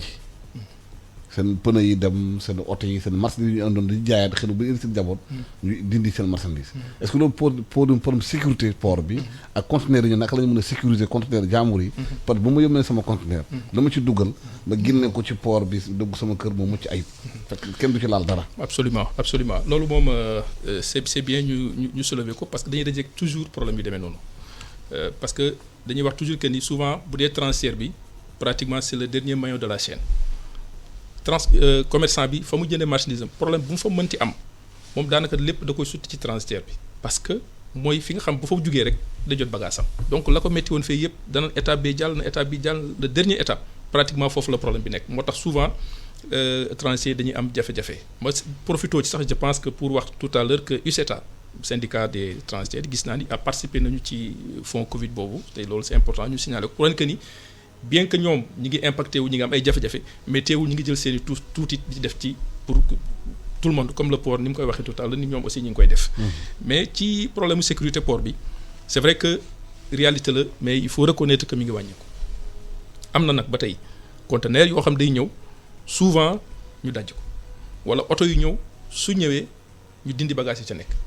am na ñoo xam ñoo koy def parfois ça il faut le reconnaître ku indi sa oto def ci ñaari télé ñaari rajo mais manifesté wuloo ko. ñu ñëw ñu sàcc ko kooku mënoo ko revendiquer fenn parce que koo ni ana kayit bi bu ñu la wanee kayit bi gisuloo ni bind ko ñoo ko ci porox ndol te loolu bien que waruñu ko jël. bien que tamit port marchandise bu xasee dugg ci port bi port war na am sécurité bu toll ni lu fa dugg na mu fa duggee noonu lay génnee bu fekkee dafa am daan yu ñu koy daan parce que dafa indi marchandise boo xamante nii wane wu ko ba déclaré wu ko boobaa ña ko war a daan ko ci loolu mais nag en aucun cas du raison pour que port bi ñuy génne bagages yi wala ñuy dajji conteneurs yi mais conteneurs yi moom ba tey am na ci yoo xam ne da nga leen dajji te transfert bi li man mooy que conteneur bu ñëw moom yëgu ko moom chargé wu ko même bu ko chargé aussi c'est pas son boulot am na ñu ko chargé ñëw ba teg ko ci compagnie bi nga xam da leen a fay pour ñu defal ko transport bi fay leen pour ñu garder ko ci place bi fay leen pour mën fa jële marchandise bi génne mais day dem parfois gis ñu jël conteneur ñu dajji conteneur bi boobaa li ñu ciy def mooy lan def ay réclamation bind ay lettres def ay contestation pour wane que ni sama bagage jël nañ ci lii def ses revendications joxe même parfois foofu pour que ñu tontu la c'est tout un problème contentieux yi am ci loolu du jeex mais jàpp naa ni aussi port mi nga xamante ni moo yor sécurité bi ne foofu ñu koy fay pour que moom aussi mu mën ñu teel sàmmal suñu alal di ne foofu ñu nag manutentionnaire beeg consignataire beeg yooyu yëpp dañ koy fay te moom lañ dénk suñu yëf koo dénk sa yëf nag su amee jafe-jafe war na mën a seet solution c'est vrai que am na sécurité bu ñu renforcer ñu ngi ciy liggéey vraiment loolu moom il faut reconnaître ku xamoon port bi des années ci ginnaaw gis ni ak léegi effort yi ñu ciy def mën nga ko wax mais nag des na ba tey les problèmes ce problème là ça mi ngi persister mi ngi am ba tey ñun li ñu mën def toujours la plupart du temps des fois da ngay gis ñoo xam dañuy jël sax seen bateau bu waree ñëw des fois dañuy préférer sax dem assister pourtant parfois c'est extrêmement difficile parce que des fois doo am accès mais da ngay dem pour que yow def sa kéemtalaay kattan ba nga xamante ni su kii bi wàccee di nga def say pexe ba mën a xam conteneur bi ñëw na ba xam amul réerul ba xam amul problème ba xam dajjiwuñ ko pour nga mën a doog a def say formalité am na sax lu ñuy wax ci transit bi boo koy def war nga mën a def reconnaissance sa produit avant même sax nga di ko déclarer yooyu yëpp ñi ngi koy def mais teewul am na côté yoo xamante ni ba tey mi ngi sooke te loolu moom sécurité bi moo koy waral. waaw directeur ban matuwaay lañ jël ci loolu. waaw loolu Sénégalais ba dañu prendre ci loolu. oui d'abord ñu ngi masawu vraiment ñu bëri ñi nga xam ne am nañu tolof yu mel mais je crois que ici il faut comprendre que port bi port dafa joxe ay concessions donc bu nekkee ne Roro bi la Dakar Terminal moom moo am concession bi donc tout lépp loo xam ne oto la buy ñëw ci dëkk bi société privée. ñoo ko gérer bu tuddee Dakar Terminal moo koy gérer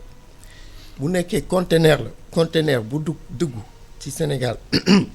dañ ko jox concession excusez-moi Dubai Port World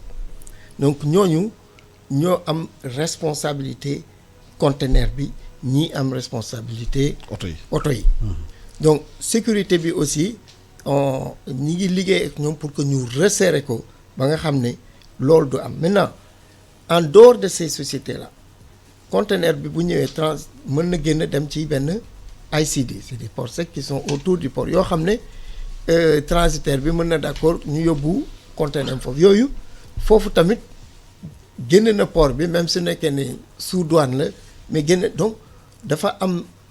chaîne bi dafa xaw a complexe ba nga xam ne lu ci ëpp nag perception wu port la alors que véritablement c'est des sociétés privées qui travaillent. nga xam nga ku nekk ci bitim réew moom marchandise am la indi xamul port la xamul privé la xamul port rek lay wax. c'est vrai port rek la ñuy wax même bu fekkee boo amee problème ak manutentionnaire wala transporteur sax port la ñuy wax port mi ngi ñi ngi jël suñu matuwaay lu ñu d'accord ak Dubai Port World ak Dakar Terminal mooy que dinañu génne ay statistiques mensuelles sur ces aspects-là parce que des fois aussi perception la boo xam ne c'est pas toujours la réalité. Mais dinañu génne chaque mois xam ñaata déclaration de vol moo am comme ni mu ko waxee nit ki aussi day jël conteneur indi oto def ci ay caméra def ci lu nekk. loo xam ne. déclaré ko. yoon da koy tere sax nga dugal ko ci donc doo xam est-ce que c'est au port d'embarquement ou au port de débarquement wala ñaat fan la jaar balaa muy egsi port de Dakar escale yi mën na jaar fu nekk donc lu ñuy gis rek mooy à l'arrivée yow yóbbu nga ce conteneur mettons port de Savannah dem mais port de Savannah xamoo lu fa xew escale na Tema lan moo fa xew Tema et cetera loolu il faut que ay statistiques wane ko chaque jour ñu chaque mois ñu ne wàññeeku na wala yokku na au moins ñu xool ndax ñi ngi def ay efforts mais ñu bañ perception bi aussi lawal ko dina am ñoo xam ne aussi dinañu génne seen oto sax bàyyi ko ci biir port bi démb rek dugg naa ci port bi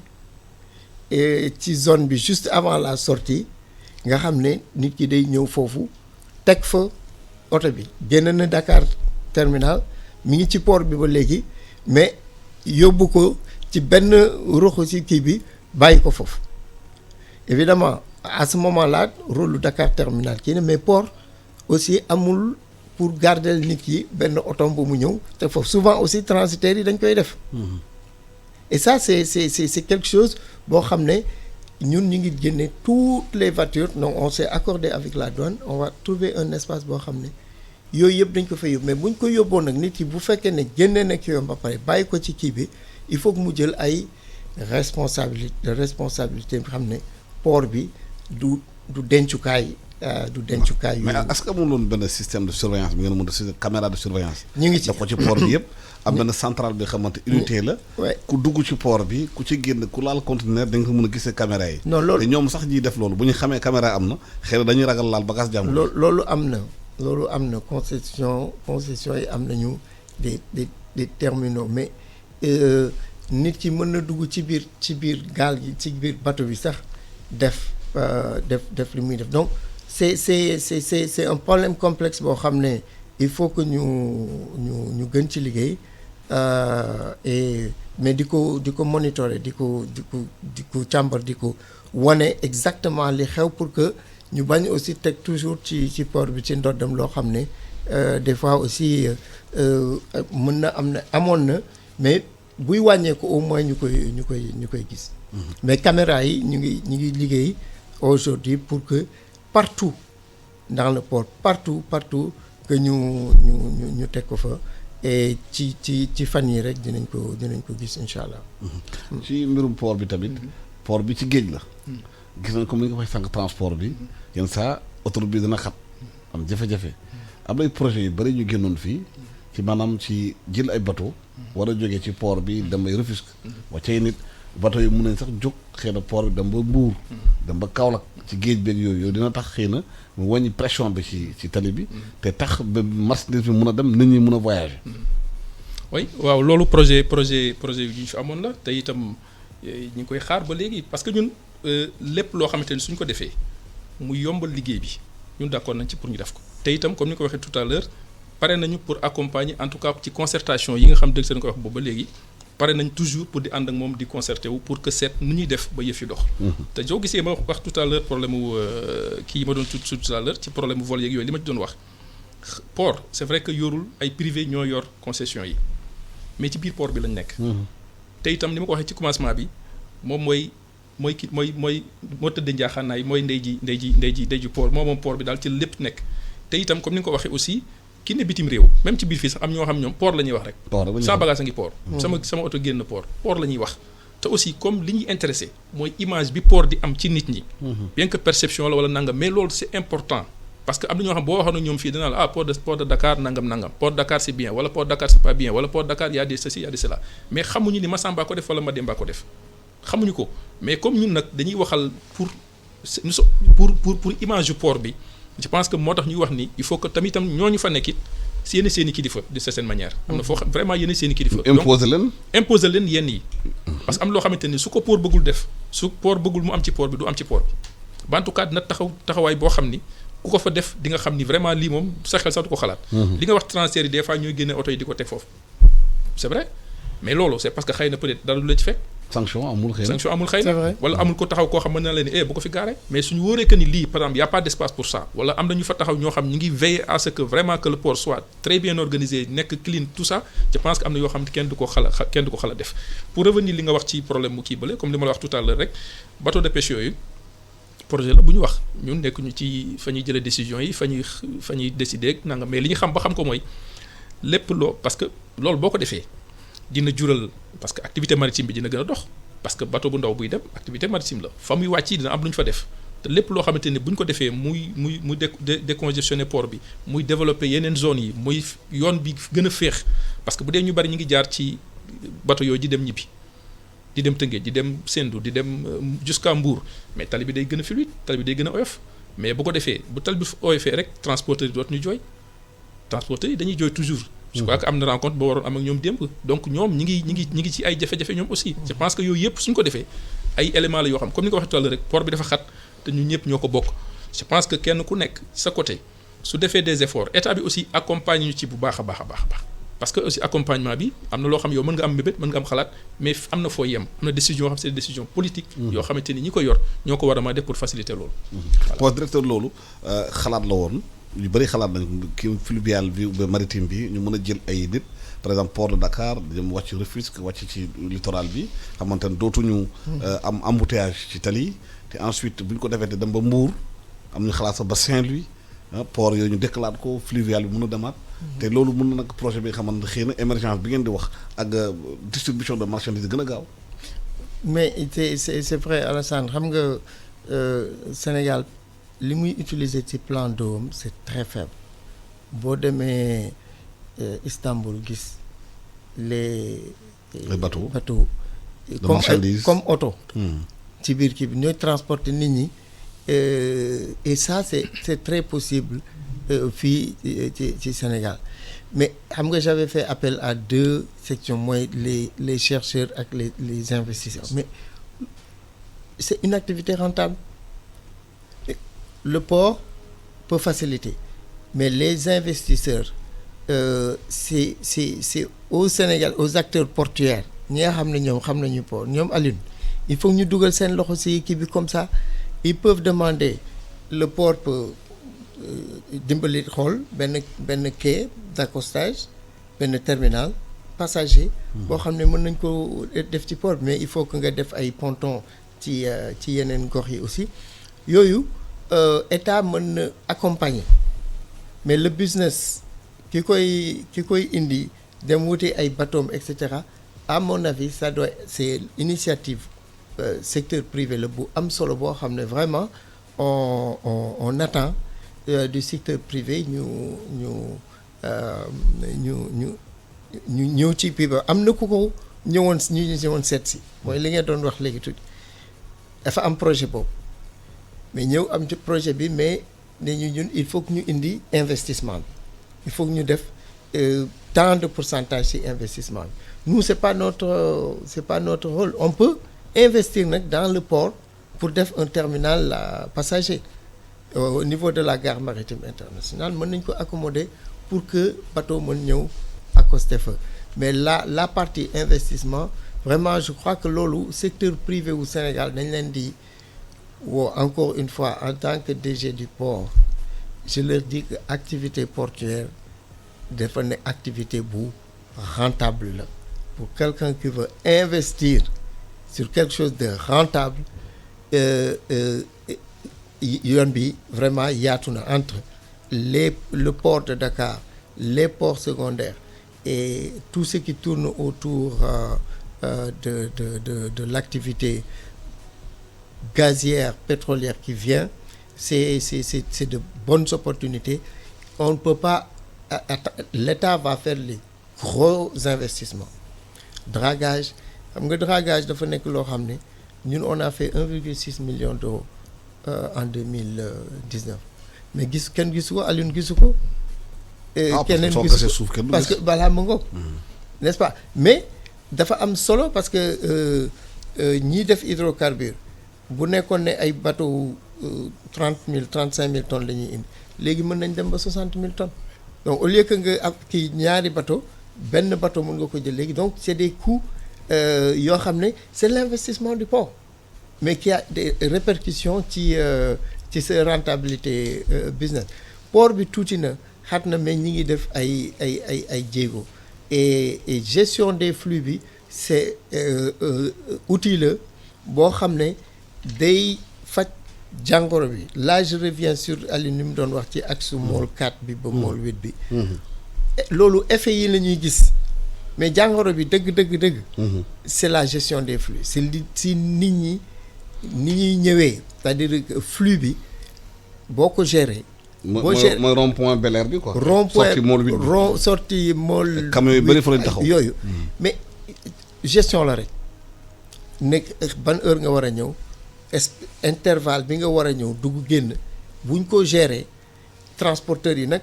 seen agrément daf leen sas ñu am ay garage yu ñuy taxaw les abords du port c'est pas un garage boo taxee sa garage ba nga jot ci sa portable ñu jox la green light ne la mën nga ñëw terminal AGS nga ñëw à ce moment-là boo ñëwee c'est fluide tu viens tu te gares duggaguloo port de manutentionnaire bi ci biir port bi ne tel camion qui doit prendre tel conteneur bi pare na mën na ñëw nga génn dugg tu vas pas 30 minutes ci port bi génn fekk toute la paperasserie liggéey nañ ko avec le guichet unique aussi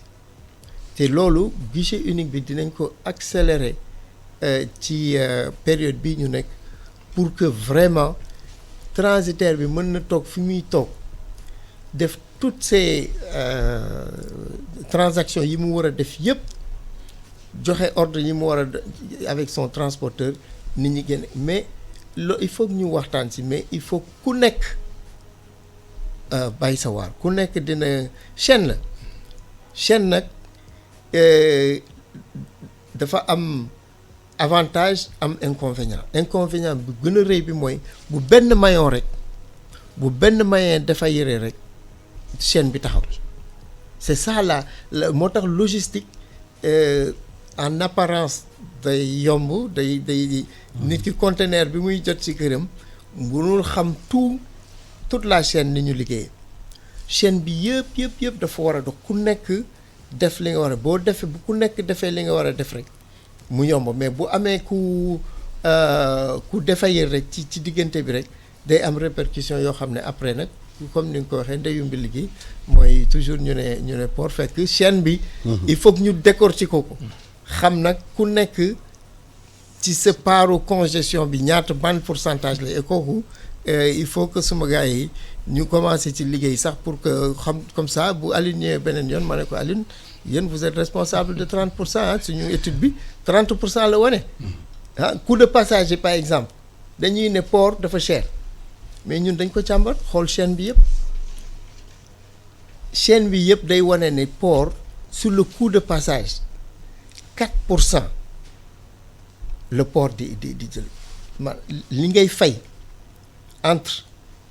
l'armateur le transitaire le manutentionnaire le transporteur le COSEC l'ANAM yooyu yëpp nga boole ko port 4% la et pourtant lan la ñuy wax les tarifs du port sont chers c'est pas les tarifs du port qui sont chers aujourd'hui je peux te dire exactement transitaire bi ñaata lay coûter mën naa la wax exactement manutentionnaire bi ñaata lay coûter au consommateur final. mais est-ce que loolu amul discussion pour gën ah oui harmoniser yëpp coût yi wàññeeku. ah oui buñ ko defoon tey di nga gis ne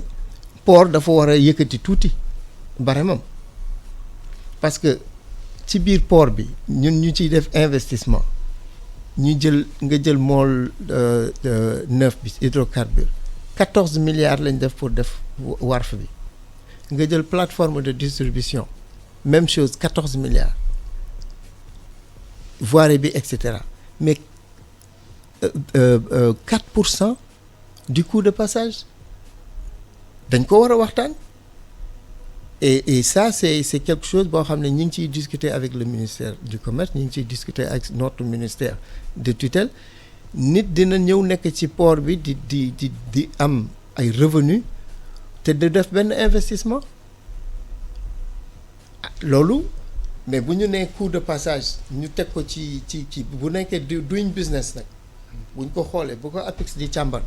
comme ni nga ko waxee rek comme le problème de sécurité rek du ñu ne APIX bu xoolee dañ naan rek Banque mondiale bi ñu étudier dañ ne coût de passage port de Dakar yi dafa cher donc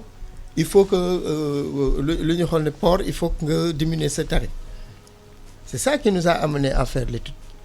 bu ñu waxee loolu ma ne leen non le coût de passage du port c'est vrai que loolu mooy aspect facial bi loolu mooy feeñ mais bu ñu ko càmbaree xool chaîne bi yëpp 4%. donc il faut que ñu toog ak effectivement avec tous les acteurs manutentionnaire bi je vais pas donner les chiffres ici mais on sait manutentionnaire bi ñaata lay coûter ci kii bi concessionnaire bi ñaata la douane ñaata la yooyu yëpp ñooy participer port moo ci gën a tuutile te port mooy investissement bi yëpp port la donc dans la congestion aussi defaguñu étude bi mais buñ ko defee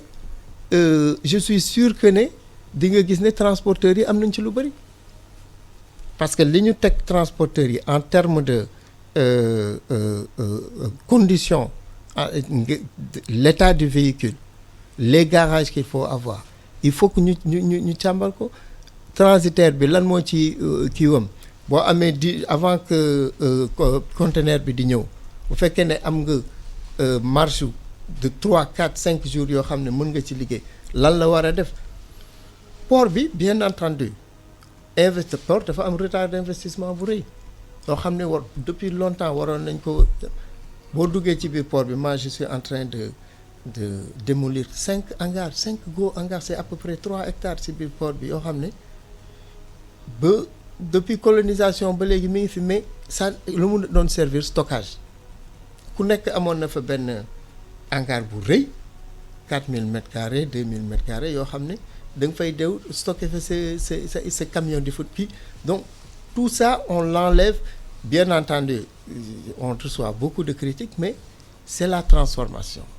Avec la transformation on va entendre beaucoup de critiques mais on est obligé de prendre ça donc lu may wax ne nag du nekk damay critiquer Samba wala Demba mais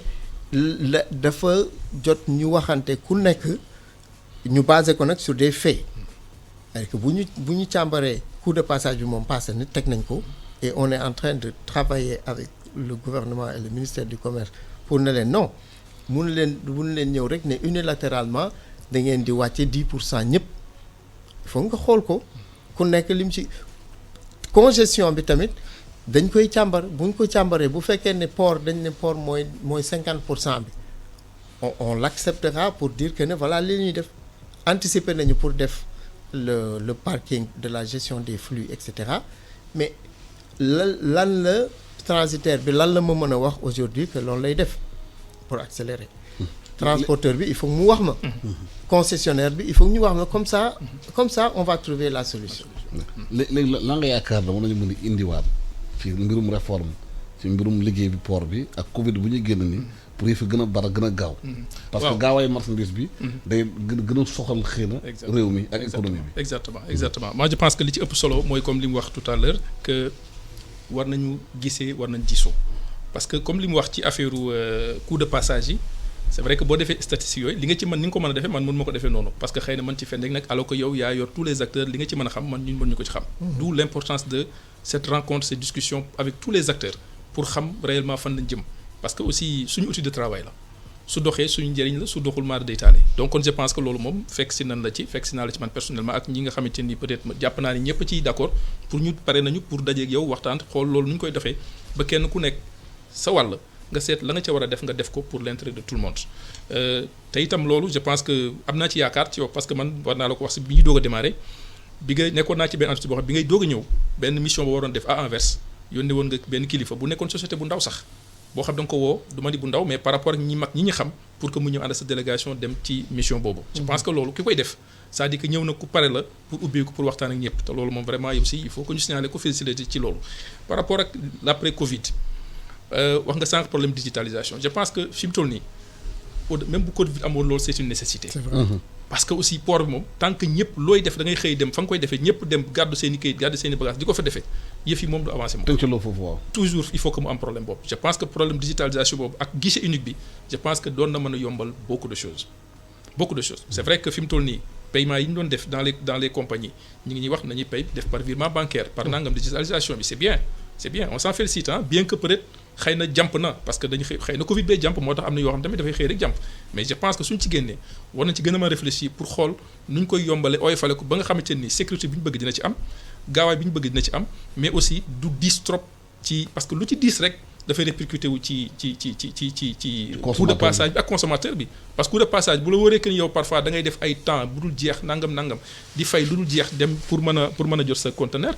loolu da nga koy répercuter ci produit bi boo ko ci répercuter mun feeñ sur le panier de la ménagère feeñ aussi sur le coût de passage bi ngay wax tout à l'heure de sorte que parfois ak yeneen acteurs yi ñoo ci ëppale fuuf le port bien que port a def investissement yi port a def lépp mais xëy na peut-être mën naa ni parfois accompagnement bi wala en tout cas yenn yi port war a def pour que ñële aussi en contrepartie seeni problème mën a gaaw seen solution mën a jàppandi parfois aussi du mën a nekk li ci des mooy par exemple je pense que c'est le moment des grands ensembles comme ni ko waxee fi mu toll nii booloo moom bu amee mais pàcc bu amee rek jafe-jafe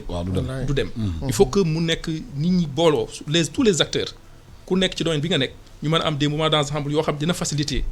les rencontres dina mën a faciliter les discussions dina mën a faciliter les prises de décision parce que bu ko nee demee sa bopp am sa xelu bopp doxal sa doxalu bopp ki nga xamante ni moo war a décider à la limite day dem ba parfois du xam fu muy taxaw te loolu aussi ci suñu kaw lay dal je pense que loolu c'est important li ci des nag mooy te loolu xëy na du ma ni après Covid la mais fi mu ne lu war a commencer sax mooy que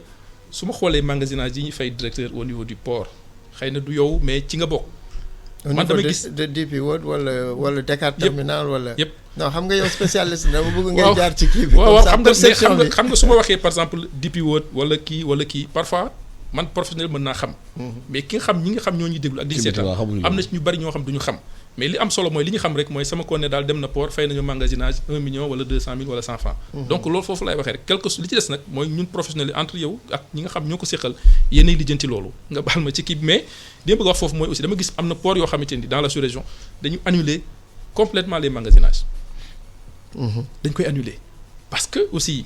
am na loo xam nag moom maa tayal la kooku kenn werante wu ko mais am na loo xamante ni aussi il faut que ci accompagnement yi daf ci bokk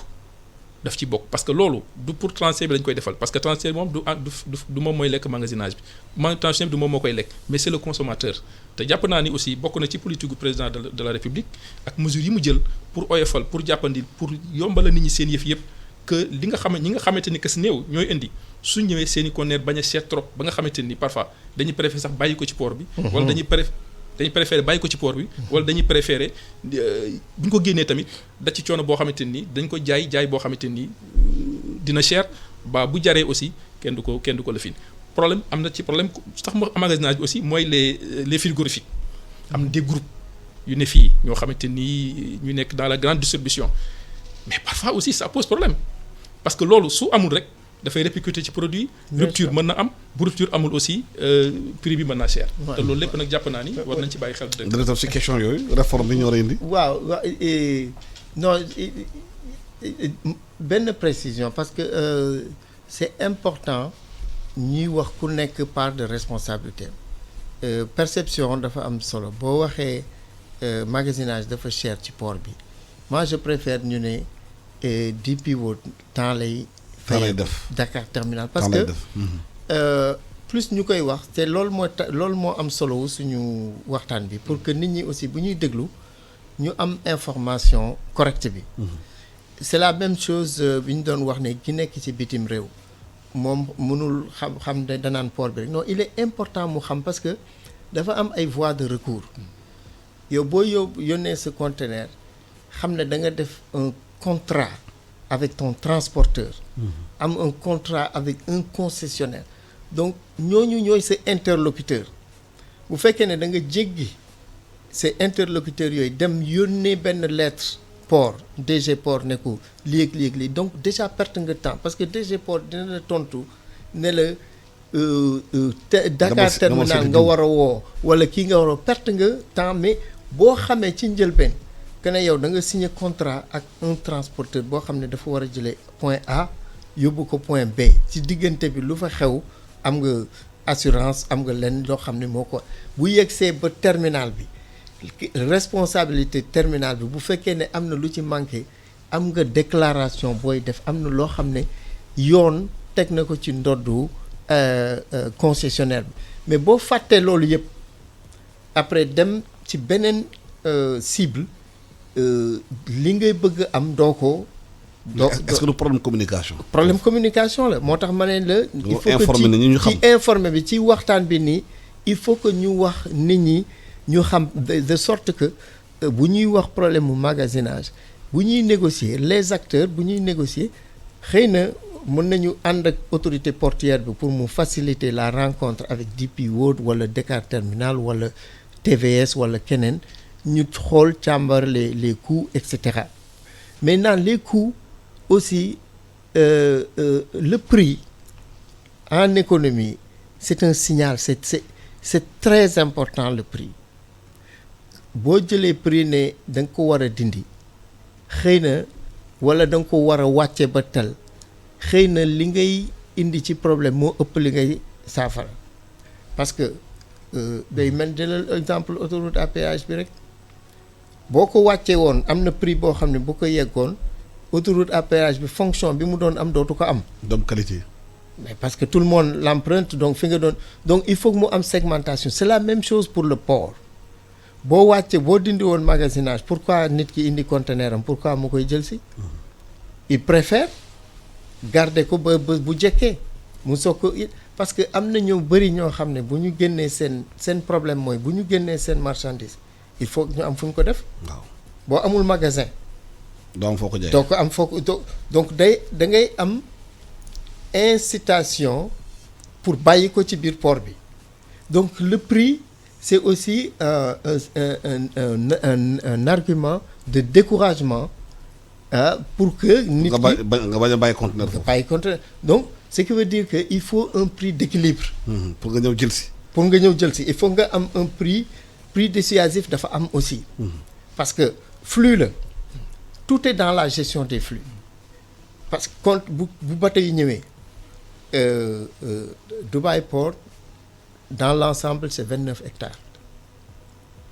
29 hectares yooyu bu ko conteneurs yi yëpp toogee ci biir mais bateau bi bu ñëwee day en rade rek lay nekk en rade bu nekkee en rade vous les consignataires vous savez c'est $10,000 $15,000 par jour donc il faut que mu am flux dafa war a bar mouvement yi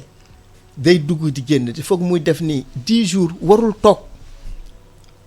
yokk nañ ci 4 jours mu nekk 14 jours maintenant mais 14 jours yi am na ñuy wax ne léegi nañ ko def comme yeneen pays yi ñu dindi ko bon y a certains pays qui l'ont fait mais on nous cite le cas de l'île Maurice mais île Maurice confinement total lañ def confinement total tukk bu nekk ak ni nga bindoo donc waxtaan dafa war a am pour que ñu xam ne le concept du just in time là il faut logistique dafa am dafa fin dafa am yoon donc chaîne bi yëpp dafa war a fonctionner le mouvement là ni muy fonctionner nag c'est ça la difficulté de la gestion d'un port lépp moo war a micro process dafa war a jaar yoon ci temps bu ñu nee 10 jours c'est pas 10 jours et puis 21 jours pourquoi ñu ne 21 jours pour le Mali parce que y a beaucoup de choses yoo xam ne dañ ko war a seq ak Mali et cetera mais bu ñu joxee 10 jours il faut que ñu xool ci 10 jours yooyu nan la ñuy optimiser lépp li ñu war a def en tout cas le port est prêt à investir avec les acteurs avec les transporteurs avec les manutentionnaires avec les consignataires on est prêt à investir à accompagner pour trouver des voies et moyens pour optimiser je vous rappelle que ne bi ma ñëwee port le 22 septembre 2017 la de passation de service à 16h j'étais au ministère des pêches avec le ministre et les transporteurs sur la question de la congestion. À l'époque il y avait 15 000 conteneurs dans la ville de Dakar éparpillés partout parce qu'il y avait des problèmes entre les concessionnaires les armateurs et les transporteurs ñuy liggéey ak ñoom mois d'octobre 2017 la signé contrat ak Sonacos jël fa 4,5 hectares boobu ba léegi ñu ngi koy fay boobu ba léegi on fait et pourquoi on a investi pour optimiser pour que c'était pour que ñu indi conteneurs yëpp en 2 jours il y avait 4000 conteneurs ci biir espace su 4 hectares yooyu te c'était une brousse ñu investir dagg garab yi defar ko mu nekk latérite conteneurs yi commencé ñëw boobu ba léegi on paye presque 2 milliards par an pour cela mais donc on a montré notre volonté pour chaîne bi huiler et etc. Donc il est temps ñu waxtaan on est prêt encore à investir sur les acteurs. mais acteurs yi ñu ngi laaj ci ba léegi lan moo tax DP World reconnaître parking AGS. non DP World je crois DP World reconnaître na parking AGS xëy na ñaari système yi il faut que ñu waxtaan il faut que ñu am benn lëkkaloo bu système parce que DP World dafa am ñoom dañuy woowee véhicule booking system ñoom dañuy planifier aussi donc AGS dafa am système donc ñaari système yooyu li ñu prévoir mooy que ne chaque jour ñu gisee système yoo il faut que ñu gisee chaque jour à 18h ci protocole bi ñu d'accord xëy na il faut que ñu xaatim ko bind ko kii ko signé ko mu leeram mooy à chaque jour la veille à 18h DP World dinañu jox la liste de ñëpp ñi nga xam ne war nañu jël ci seen conteneur le lendemain mettons que mu nekk 1200 conteneurs yi ñu war a jël si. buñ ko jotee 18h les transporteurs. dañuy enregistré wu ci système mu AGS ba nga xam ne léegi ñoom ku nekk. dinañ la jox sa intervalle.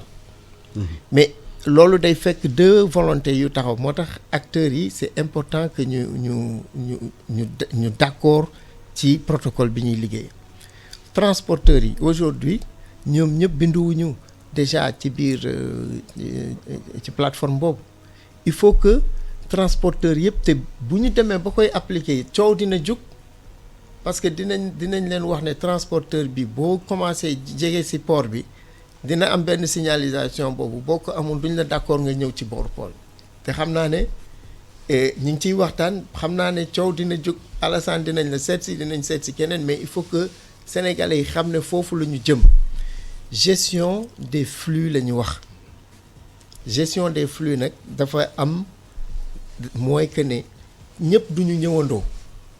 da ngay d'accord ne ce conteneur tey la mais du 8h du matin ngay ñëw mais 22h ngay ñëw parce que fonctionnement 24h sur 24 loolu mais loolu Alassane c'est vrai que il faut que am taxawaayu acteurs yi dina changer parce que bu ñu ne la 22h nga war a jël sa conteneur il faut nga xam ne 22h nga war ko jël keneen ci 15h la keneen ci 14h la et cetera ñaari système donc il faut que DP World di joxe loolu les 1200 conteneurs yi war a kii comme ça la veille ñu planifier ko pour donc camion bi bu ñëwee du dem directement port day ñëw ci parking bi taxaw bu ko defee ñun ñu xool ak manutentionnaire bi nga xam ne mi ngi ci quai bi mi ngi ci biir DP World ne ñu kii mën na ñëw dans 15 ci intervalle 15 minutes yi na ñëw donc ñu on s'assure que kii bi fluide na ba nga xam ne kenn du fa taxaw et préfet waxtaan nañu ak moom ba nga xam ne dina signer benn arrêté boo xam ne day interdire tout stationnement aux abords du port et là aussi c'est un investissement boo xam ne ñun dañ koy def dans le cadre du Covid il faut que force de l'ordre yi aussi ñu am ñun lu taxawaay bu ñu fa def boo xam ne dinañ leen mën a am 24 heures sur 24 mais en tout cas c'est un appel que bu ñuy lancer c'est très possible mais c'est très millimétré dafa laaj discipline dafa laaj organisation pour que vraiment décongestion port bi am solo. voilà le temps que nous est imparti jeex na matal nañu suñu ñaari waxtu ñu doon waxtaan ñu ngi remercier ñëpp ñi xamante ne ñu ngi doon suivre émission bi ci rajo bi ak ci télé bi di remercier équipe technique bi ma accompagné suba bi lay di waxtaan ak ñun di wax tamit nañu bañ a fàtte nag mbas mi li ci médecins yi wax loolu moo am maanaam mesure barrières yi nañ ko moytu xam nga ne feebar baa ngi continuer di law nañu moytu di raxas loxo yi di def seen i masque di def sax seen i gants bu waree def li médecin bi wax loolu moo am ñu moytu bu ñu génn ci lii ci jàmm ak salaam ñu leen di gërëm di leen sant di leen nax nañu yendoog jàmm jërëjëf